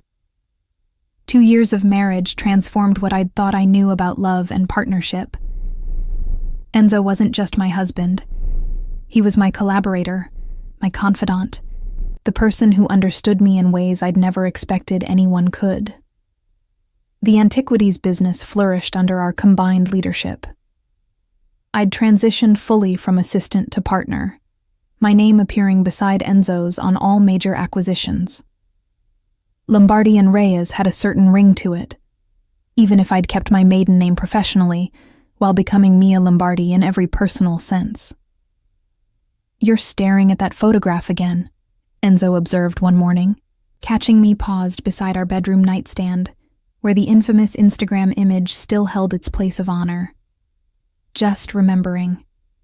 I touched the frame gently. "How terrified I was when you called that night. How defiant I felt refusing to delete it. How that one moment changed absolutely everything." He moved behind me, wrapping his arms around my waist, his chin resting on my shoulder exactly as it had countless times before. I was insane that night. Couldn't focus on anything except the sight of another man touching you. Even after I flew back to Milan, even after I saw you at the office the next morning, I couldn't shake the feeling that I was losing something precious before I'd ever really claimed it. "You never really claimed it," I corrected, turning in his arms. "We chose each other. There's a difference." His smile was soft, the expression he reserved only for me. "Semantics. But you're right. You chose to stay when I gave you every reason to run. Chose to stand beside me when things got dangerous. Chose to love me despite all the complications that came with it. Best choice I ever made. Second best," he corrected, his thumb brushing along my jaw. The best was refusing to delete that photograph. Everything else followed from that single act of defiance. Our morning routine had become comfortable over 2 years. Coffee together before the day's demands pulled us in different directions. Stolen moments of intimacy before assuming our professional roles, the easy partnership of 2 people who'd learned to move through life in sync. At the office, we'd found our rhythm. Enzo handled negotiations with the kind of quiet intensity that made competitors nervous. I managed client relationships and research, my background in art history finally put to full use. Together, we'd built something extraordinary. A business that operated with absolute integrity while still competing at the highest levels. "The Kimura collection viewing is this afternoon," I reminded him. reviewing the day's schedule over my tablet. They're expecting us at 2. Confirmed. He was reading through correspondence, his coffee cooling forgotten beside him. And tonight? Dinner at my mother's. She's insisting on her monthly family gathering. I smiled at the mention of Signora Lombardi, who'd welcomed me into the family with surprising warmth once she'd understood that Enzo's interest in me was genuine and permanent. Your mother just wants to know when we're giving her grandchildren. And what do we tell her? The same thing we always tell her, when the time is right. But I said it with less conviction than usual, my hand unconsciously moving to my stomach where I'd been feeling slightly off for the past week. Enzo noticed, because Enzo noticed everything about me. Are you feeling all right? You've been tired lately. Just busy season. But even as I said it, I was doing mental calculations. When had my last period been? 3 weeks? 4? My cycle had never been perfectly regular, but still. Mia. He set down his coffee, giving me his full attention. If something's wrong, nothing's wrong, I assured him quickly. Just, maybe I should see a doctor. Rule out anything serious. His expression shifted from concern to understanding so quickly it made my breath catch. You think... I don't know. Maybe. It's probably nothing, but... I couldn't finish the sentence, suddenly overwhelmed by the possibility. Enzo was beside me in an instant, his hands gentle on my shoulders. Would you want it? If you are? Would you? Mia, I've wanted everything with you since the moment you challenged me about that photograph. His voice was rough with emotion. A child, a future, growing old together, all of it. But only if you want it too. Only if you're ready. I think I might be ready, I admitted. Terrified but ready. He kissed me then, soft and sweet and full of promise. Make an appointment. Today. We'll know for certain. The Kimura viewing proceeded normally, both of us falling into professional mode, despite the possibility hanging between us. The collection was stunning. Edo period prints and ceramics that would be perfect for our Swiss client's museum. We negotiated terms, arranged for authentication, handled business with the efficient partnership we'd perfected over 2 years. But underneath, my mind kept circling back to the same question. What if? At 4, I excused myself and made a call to my doctor. They could fit me in tomorrow morning. One simple test, and we'd know. That evening at his mother's home in the Milan suburbs, I watched Enzo interact with his nieces and nephews, patient with their questions, playful in a way he rarely showed others, completely at ease despite the chaos of children running through every room. He'll be a wonderful father, Signora Lombardi observed, appearing beside me with characteristic stealth. When you're ready to give him that gift. I looked at my mother-in-law, this elegant woman who'd raised a son capable of both ruthless business tactics and tender devotion. Were you afraid? When you first had children? Terrified, she admitted. Every parent is. But Mia, you and Enzo, you've built something solid. Whatever comes next, you'll handle it together. That's what marriage is. Facing the unknown with someone who loves you enough to walk through fire beside you. Her words stayed with me through dinner, through the drive home, through Enzo's careful attention, that told me he was just as anxious about tomorrow as I was. The next morning arrived with autumn chill in the air. We drove to the doctor's office together, Enzo's hand wrapped around mine the entire way. The test was simple. The wait for results felt eternal. When the doctor returned, her smile told us everything before the words did. Congratulations, you're about 6 weeks along. Everything looks healthy and normal. The world tilted, then righted itself in an entirely new configuration. Pregnant. I was carrying Enzo's child, our child. You're certain? Enzo's voice was steadier than mine would have been. Completely. We'll want to schedule regular checkups, but preliminary indicators are all positive. The doctor continued talking about prenatal vitamins and diet and what to expect. but I heard it through a haze of shock and joy. In the car afterward, Enzo and I sat in stunned silence. "We're having a baby," I finally said, testing the words. "We're having a baby," he repeated, then pulled me against him, his arms tight around me. "Mia, his voice cracked. "I never thought I'd have this, never thought I deserved it." "You deserve everything," I whispered against his shoulder. "All the happiness in the world. I have you. That's more than I ever dreamed possible." He pulled back to look at me, his eyes bright with unshed tears. "And now this. You've given me everything, Mia. Everything." We told his mother that evening, unable to keep the secret even one day. Her joy was instantaneous and overwhelming. Tears and embraces and immediate plans for nursery colors and baby names. "I knew," she said, laughing through happy tears. "A mother knows these things. I've been waiting for you both to figure it out." The next months passed in a beautiful blur. My body changed, slowly at first, then more obviously. Enzo was attentive to the point of obsessive, monitoring my diet, ensuring I rested enough, adjusting our work schedules to accommodate doctor's appointments, and the exhaustion that came with growing a human. "You're being ridiculous," I told him one afternoon when he insisted I elevate my feet during a client video conference. "I'm being appropriately concerned," he corrected. "You're carrying the most precious thing in the world. My concern is justified."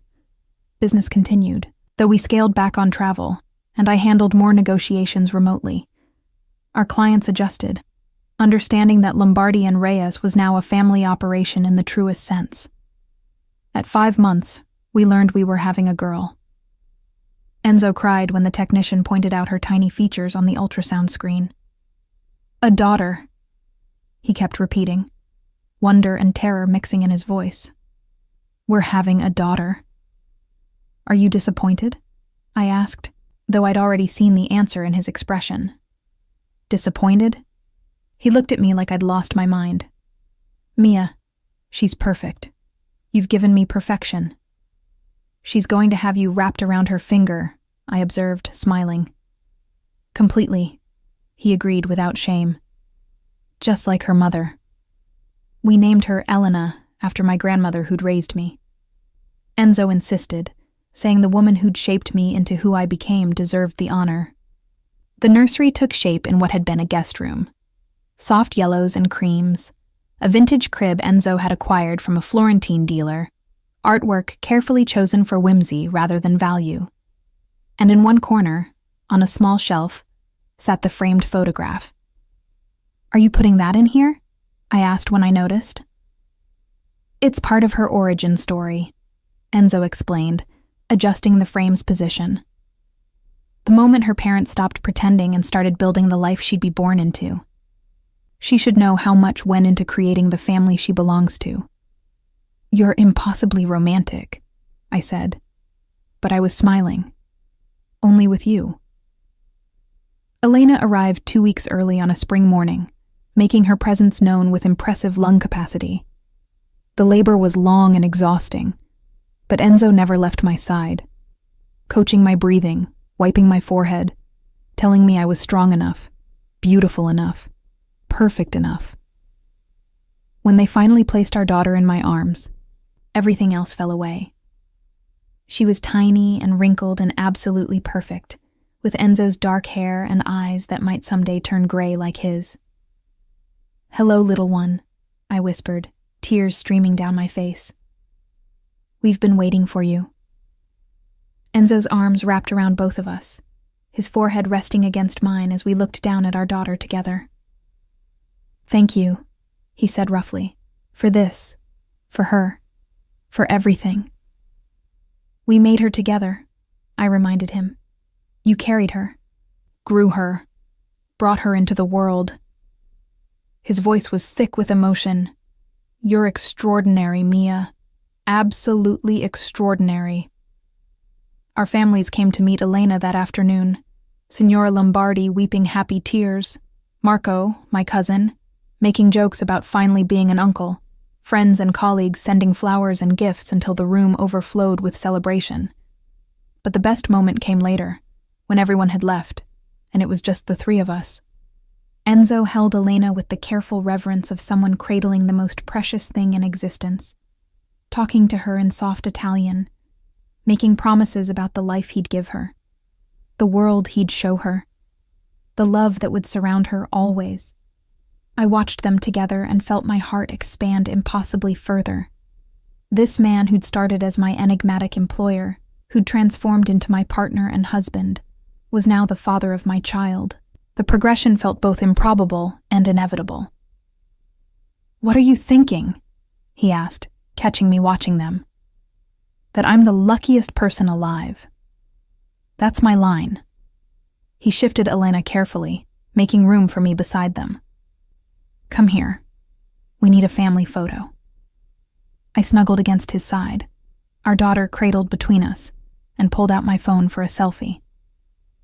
The three of us, tired, disheveled, completely besotted with the tiny human we'd created. "Should I post this one?" I teased, remembering the photograph that had started everything. "Absolutely." His smile was genuine, warm, free of the jealous possessiveness that had characterized his reaction 3 years ago. "Let the whole world see what we've built." I posted it with a simple caption: "Our newest acquisition, worth more than anything we've ever found." Within minutes, congratulations poured in from clients, colleagues, friends, but the comment that made me laugh came from my cousin Marco. "Better photo than the last Instagram post that caused drama. This one's keeper." "He's not wrong," Enzo observed, reading over my shoulder, though the last one was pretty important too. "The last one got you to finally admit how you felt," I corrected. "No, the last one made me realize I couldn't keep hiding how I felt. There's a difference." He pressed a kiss to my temple. "But this one? This one shows what happens when two people stop being afraid of loving each other completely." Elena made a small sound, her tiny hand wrapping around Enzo's finger with surprising strength. He looked down at her with such wonder, such love, that I felt tears prick my eyes again. "She's going to be so loved," I whispered. "Spoiled completely," he agreed. "Between my mother and us, she won't stand a chance of not being absolutely adored every moment of her life." "Just like her father adores her mother?" "Exactly like that." His gray eyes met mine, warm and certain, and full of all the love we'd built over 3 years. "Forever, Mia. All of us. Together. Forever." "Forever," I echoed, the word a promise and a vow and a certainty. Outside, Milan bustled with afternoon life, traffic and voices, and the constant hum of a city in motion. Inside our hospital room, we existed in our own perfect bubble, a family complete, a love story that had started with jealousy and defiance, and had transformed into something beautiful and permanent. And somewhere in our home's nursery, a framed photograph waited. The Instagram post that had changed everything, that had forced honesty where there'd been silence, that had become the cornerstone of the family we'd built. The photograph that almost got deleted had instead become our most treasured beginning. 5 years had a way of transforming everything, while somehow keeping the most important things exactly the same. Elena was 4 now, a whirlwind of dark curls and gray eyes that saw too much, just like her father's. She had Enzo's intensity and my curiosity, a combination that kept us constantly entertained and occasionally exhausted. "Papa, why can't we keep it?" Elena asked for the 3rd time that morning, standing in Enzo's office and pointing at a Renaissance bronze sculpture that had just arrived for authentication. "Because it belongs to a museum, Tesoro," Enzo explained patiently, crouching to her level. "We're just making sure it's real before it goes to its new home where many people can enjoy it." "But I want to enjoy it," she argued, her lower lip jutting out in a pout that would have been devastating if we hadn't already grown somewhat immune to it. "You are enjoying it," I interjected, rescuing Enzo from the circular logic of a 4-year-old. "Right now." And when we visit the museum, you'll see it again and remember that you got to see it first. Elena considered this, then nodded with the serious gravity she brought to all her decisions. Okay, but next time, I want to keep one. We'll discuss it, Enzo said, which was his diplomatic way of saying absolutely not, but I don't want to argue about it right now. She scampered off to where her toys were arranged in one corner of the office, a small concession to the reality that running an international antiquities business while raising a child required creative integration of responsibilities. She's going to be trouble, I observed, watching her settle in with her coloring books. She already is, Enzo replied, but his voice held only affection. Just like her mother. I wasn't trouble. I was professionally assertive. You refused a direct order from your employer based on principle. His arms wrapped around me from behind, a gesture so familiar it felt like coming home. That's definitely trouble. The best kind. I leaned back against him, comfortable in the ease we'd built over 5 years of marriage. The business had grown beyond our wildest projections. Lombardi & Reyes was now one of the most respected names in antiquities acquisition, known for ethical dealing and scholarly expertise. We'd moved to a larger space 2 years ago, hiring additional staff and expanding into museum consultation. I'd published my first book last year, a comprehensive guide to Renaissance bronze authentication that had become required reading in graduate programs across Europe. Enzo still handled the major negotiations, but increasingly we worked as true equals, our expertise complementing and enhancing each other's. The Tokyo Museum called again, I said, pulling up the message on my phone. They're interested in us curating their new European wing. That's a 2-year project. Enzo's voice held a question underneath the statement. At least. I turned in his arms to face him. Would require extended time in Tokyo, probably with us alternating who's there. Or, I hesitated. We could make it a family adventure. Elena would adapt. A 4-year-old in Tokyo for 2 years? But he was already considering it. I could see the wheels turning behind his eyes. It could work. She'd become fluent in Japanese, experience a different culture, and your research would benefit from direct access to their collections. You're already mentally planning it, I accused, smiling. I'm mentally planning how to make it work if we decide to do it, he corrected. There's a difference. Elena looked up from her coloring. Are we going somewhere? Maybe Tokyo, I said, moving to sit beside her. For a long visit. Would you like that? Her eyes widened with the same excitement she brought to all new experiences. Can we see Mount Fuji? And eat sushi? And all of it, Enzo assured her, joining us on the floor with an ease that would have shocked anyone who knew only his professional persona. If we go, we'll explore everything. Then I want to go. She returned to her coloring with renewed energy. I'll color a picture of it for you. After Elena had been collected by her nanny for afternoon activities, Enzo and I returned to the business at hand, authenticating a manuscript collection and preparing for an upcoming auction. It still amazes me sometimes, I said, reviewing provenance documents, that this is our life, that we built this together. Does it feel different than you imagined? Enzo asked, looking up from his own work. Completely. I set down the documents.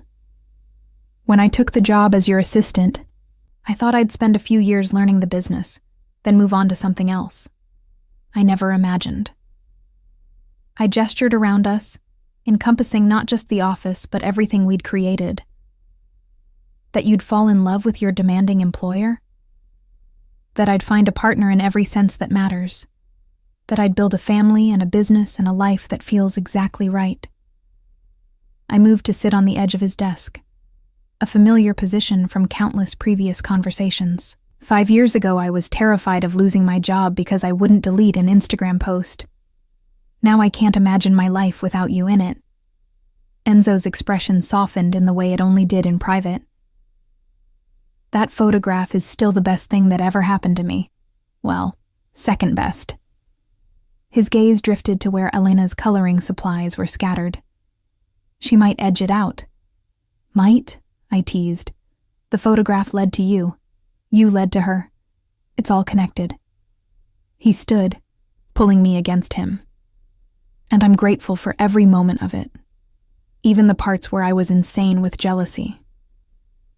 Especially those parts, I corrected, because they made you honest, made us honest. His kiss was familiar and still thrilling, 5 years of marriage having done nothing to diminish the heat between us. When we broke apart, both slightly breathless, he rested his forehead against mine. I love you, he said simply. More now than that first night I called demanding you delete the photograph, more than the day we got married, more than yesterday, and I'll love you more tomorrow than I do today. That's mathematically impossible, I replied, emotion making my voice thick. There's an upper limit to how much love a person can contain. Then I'll keep expanding the limits. His thumb brushed along my jaw in the gesture that had become his signature touch. Forever, Mia. That's how long I intend to keep loving you more. The afternoon proceeded with meetings and emails and all the mundane business of running a successful company. But underneath, I felt the contentment of a life well lived, a partnership that worked in every dimension, a love that had started with chaos and settled into something solid and sure. That evening, at home in the house we'd bought 3 years ago, a converted loft in the Brera district with space for Elena to play and a dedicated study for my research, we fell into our usual routine. Dinner together, bath time negotiations with a 4-year-old who had opinions about everything, story time in Elena's room beneath the mobile of art history figures that Enzo had commissioned from a sculptor friend. Read the one about the girl and the dragon, Elena requested, snuggling into her pillows. Again? Enzo asked, though he was already reaching for the well-worn book. You know this one by heart. But I like how you do the voices.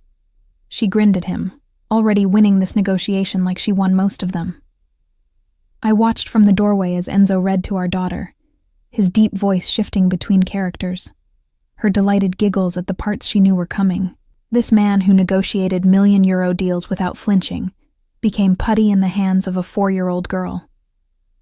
After Elena finally drifted to sleep, we retreated to our bedroom, to the space that had been ours alone for 5 years, that held our most intimate moments and private conversations. The photograph was still there on the nightstand, exactly where it had always been. But now it was joined by others. Our wedding photo, Elena's newborn picture, snapshots from family vacations and quiet Sunday mornings. Sometimes I think about that night, Enzo said, noticing my gaze on the original photograph. How close I came to ruining everything by demanding you conform to what I wanted, instead of accepting you as you were. You didn't ruin anything, I reminded him. You forced a conversation we needed to have, made us both honest about what we felt. Still, he picked up the frame, studying the image of me with Marco, the photograph that had changed everything. I was an idiot, jealous and possessive and completely unreasonable. You were human.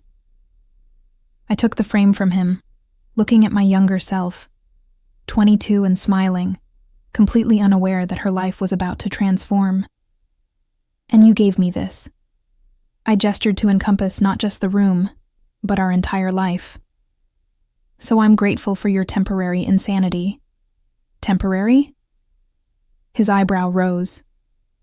I'm still possessive about you, still unreasonably jealous when anyone looks at you too long. But you've learned to channel it better, I observed, into protecting what we've built instead of trying to control it. You've made me a better man, Mia. The raw honesty in his voice still had the power to undo me. Every day you make me want to be worthy of you, of her, of this life we're creating. You're already worthy. I set down the photograph and moved into his arms, the place I'd occupied countless times over 5 years. You were always worthy. You just needed to believe it. We made love that night, with the comfortable familiarity of long intimacy and the continued passion that hadn't diminished with time. Afterward, wrapped in each other, we talked about Tokyo and Elena's future and the possibility of expanding our family again someday. Would you want another child? Enzo asked, his fingers tracing lazy patterns on my shoulder. Maybe, I admitted. Not right now, but someday. Would you? A son this time, he said thoughtfully. To balance things out. Though knowing us, we'd probably have another girl, and she'd have Elena wrapped around her finger within minutes. Just like you and I have each other wrapped around our respective fingers. Exactly. His arms tightened around me. We're pathetically in love, and I wouldn't have it any other way. The next morning brought news that would change our trajectory again. Count Castellani, whose collection had sparked the confrontation with Sado 5 years ago, had passed away, leaving his estate to a charitable foundation with specific instructions that Lombardi and Reyes handle the distribution to museums worldwide. It's a massive undertaking, I said, reviewing the documentation the estate's lawyers had sent. 18 months minimum, requires working with institutions across 3 continents. And positions us as the premier ethical dealers in Europe, Enzo added, reading over my shoulder. Every museum will want to work with us after this. We'd need to hire more staff, probably open a satellite office in New York to handle the American institutions. I was already mentally cataloging what would be required. So we do it. Enzo said it with the same certainty he'd brought to every major decision we'd made together. Tokyo in this. We make both work, because that's what we do. We find ways to make impossible things possible. When did we become people who take on impossible things? I asked, but I was smiling. The moment you refused to delete that photograph. His arms wrapped around me from behind as we both looked at the screen full of opportunity. That's when you taught me that the impossible was just the not yet accomplished. We spent the day planning, strategizing, making calls to potential hires and trusted contacts. By evening, we had the framework of a plan, aggressive but achievable, if we were willing to work harder than we'd ever worked before. Are you sure? I asked Enzo that night as we reviewed our strategy. This is going to consume the next 2 years. Late nights, travel, constant demands. With you beside me? He didn't hesitate. Absolutely. We've built something extraordinary, Mia. This is just the next evolution of it. The next evolution, I repeated, liking the phrase. From your assistant to your partner to what? Internationally recognized antiquities experts? To whatever we decide to become, he corrected. Together. That's the only requirement, that we do it together. Elena appeared in the doorway, rubbing sleep from her eyes. Can't sleep, she announced. Too many thoughts. Come here, Tesoro, Enzo said, opening his arms. She climbed into his lap, and I watched them, my husband and daughter, the family I'd built with a man who'd once been my enigmatic employer. What thoughts are keeping you awake? I asked, smoothing her dark curls. If we go to Tokyo and help museums and see new places, will we still be us? Her question was so earnest, so concerned, that my chest ached. Always, Enzo assured her. No matter where we go or what we do, we'll always be us. Your mama and I, we figured that out 5 years ago, that the location doesn't matter as long as we're together. Because you love each other? Elena asked. Because we choose each other, I corrected gently. Every day. That's what makes a family.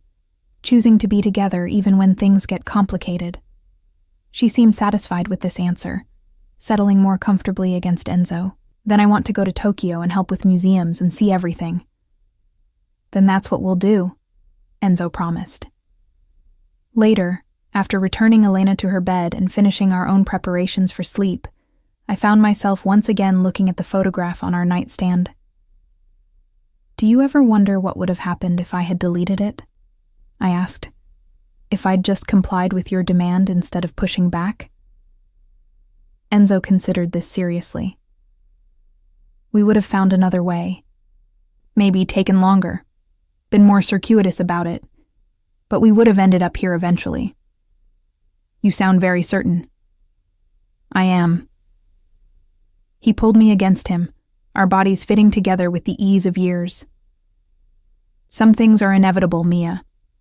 You and I? We were inevitable from the moment you told me mediocrity was unacceptable. The photograph just accelerated what was already in motion.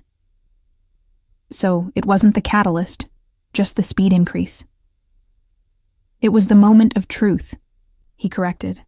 The point where I couldn't pretend anymore.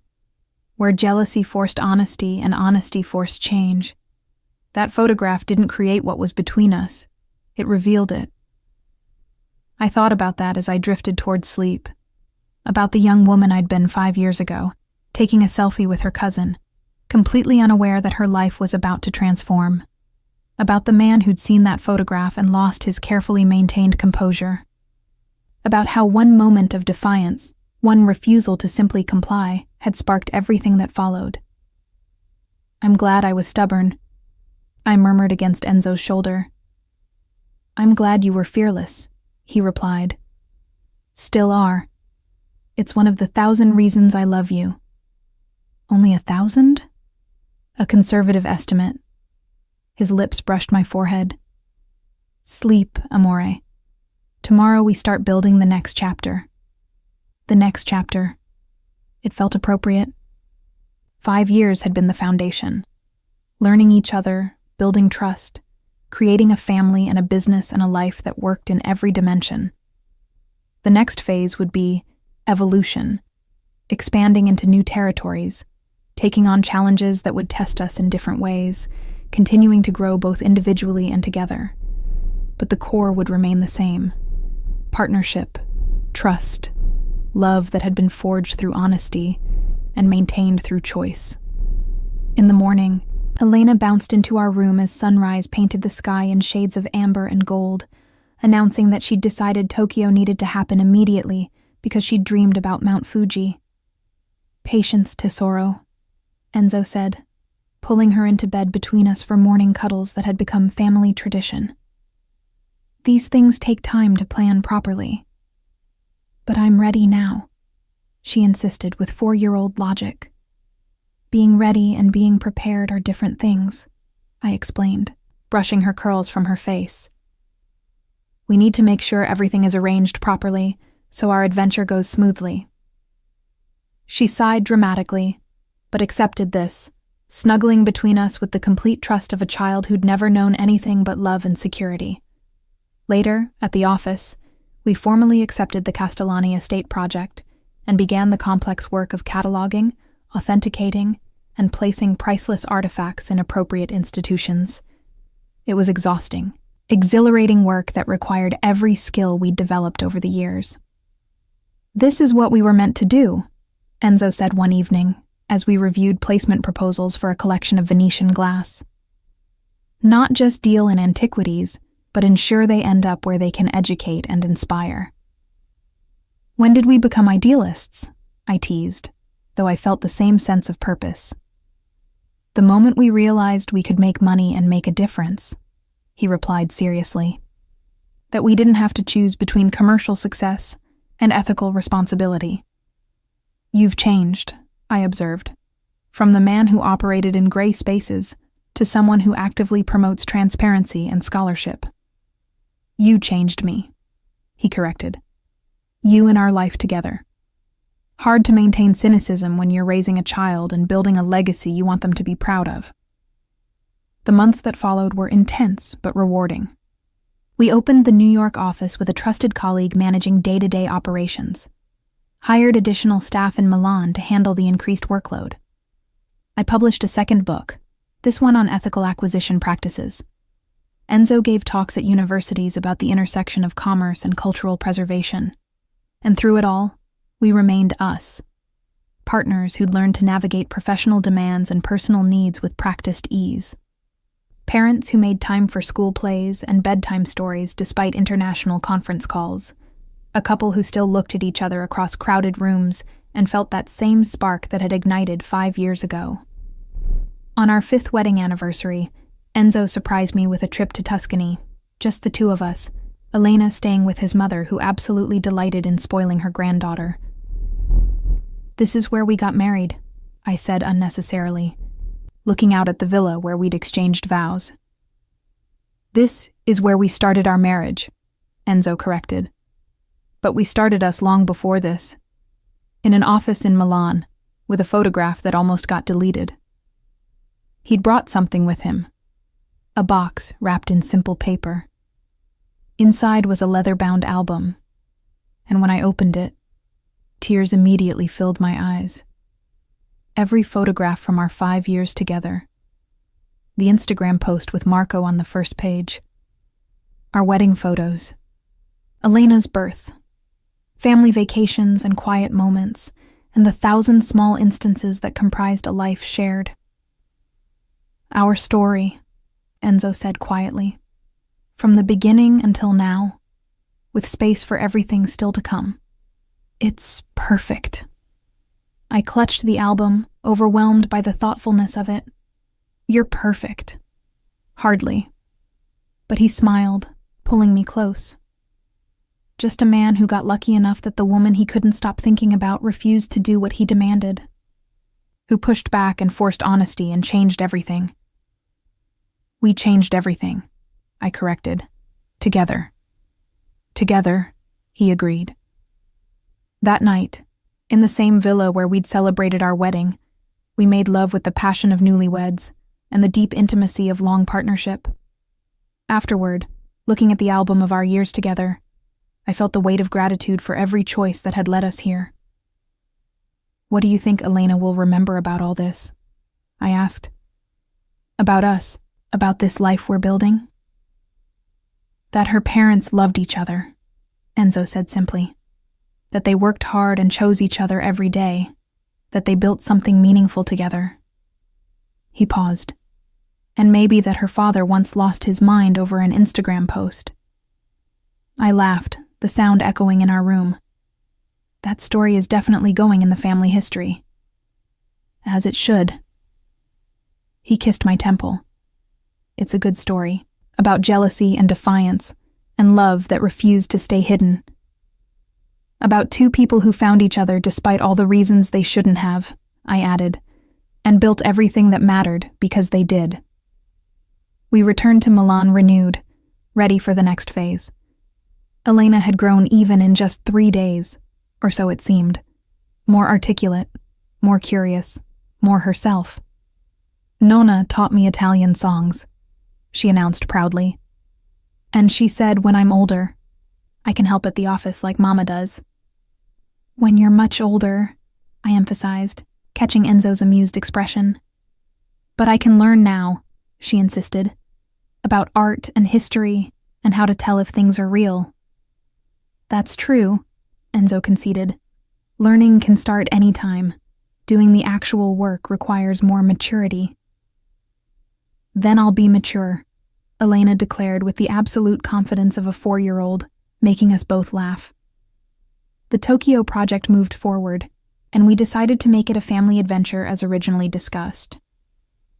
6 months in Tokyo, then returning to Milan for 6 months, alternating for the duration of the project.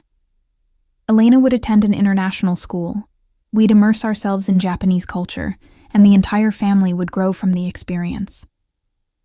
"Are we crazy?" I asked Enzo the night before our first departure for Tokyo. "Uprooting a 4-year-old, managing a business across continents, attempting to curate an entire museum wing while parenting?" "Completely crazy," he agreed cheerfully. "But we've never done anything the conventional way.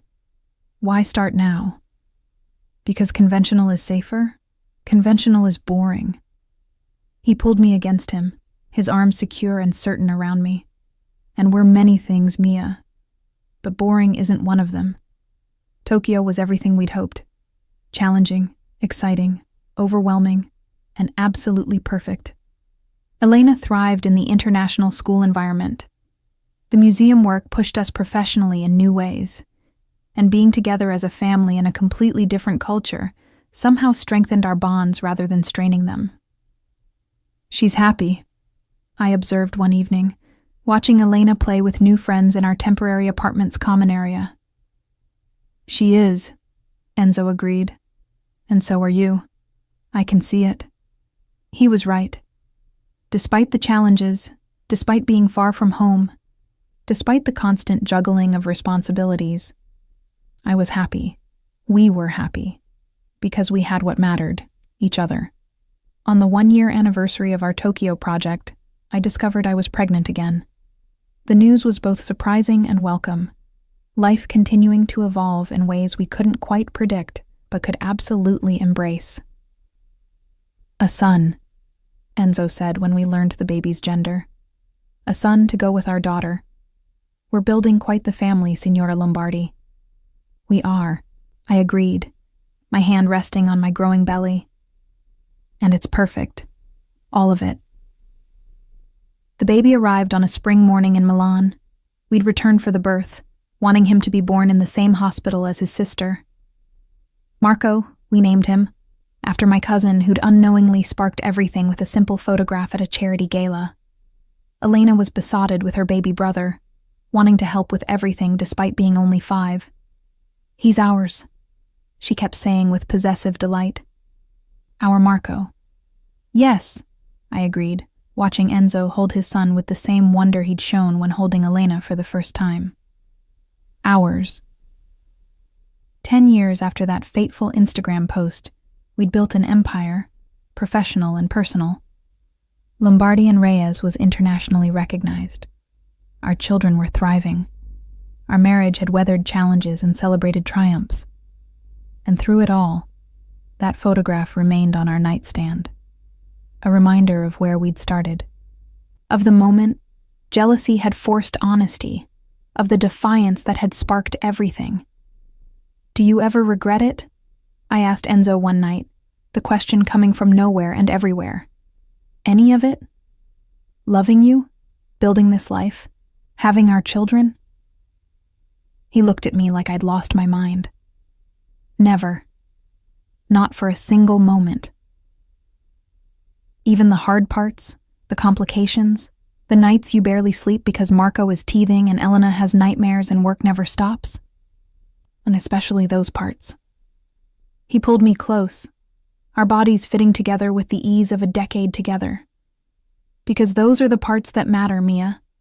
The messy, complicated, exhausting, absolutely beautiful parts. That's not despite our life. That is our life. And I wouldn't trade it for anything. Not even for simplicity? Simple is overrated. His lips brushed my temple. "We're extraordinary. That's so much better." And he was right. We were extraordinary, not despite the complications, but because of them. Because we'd chosen the difficult path, the honest path, the path that required constant work and unwavering commitment. We were the couple who'd started with an Instagram post and built a legacy, the couple who'd transformed jealousy into partnership, the couple who chose each other every day, through every challenge. And that photograph that had almost been deleted, it remained exactly where it had always been. On our nightstand. The first thing we saw each morning, and the last thing we saw each night. A reminder that the best things in life often start with defiance, with refusal to comply with demands that don't serve your truth, with the courage to push back and force honesty even when it's terrifying. The photograph that changed everything. Our beginning. Our always.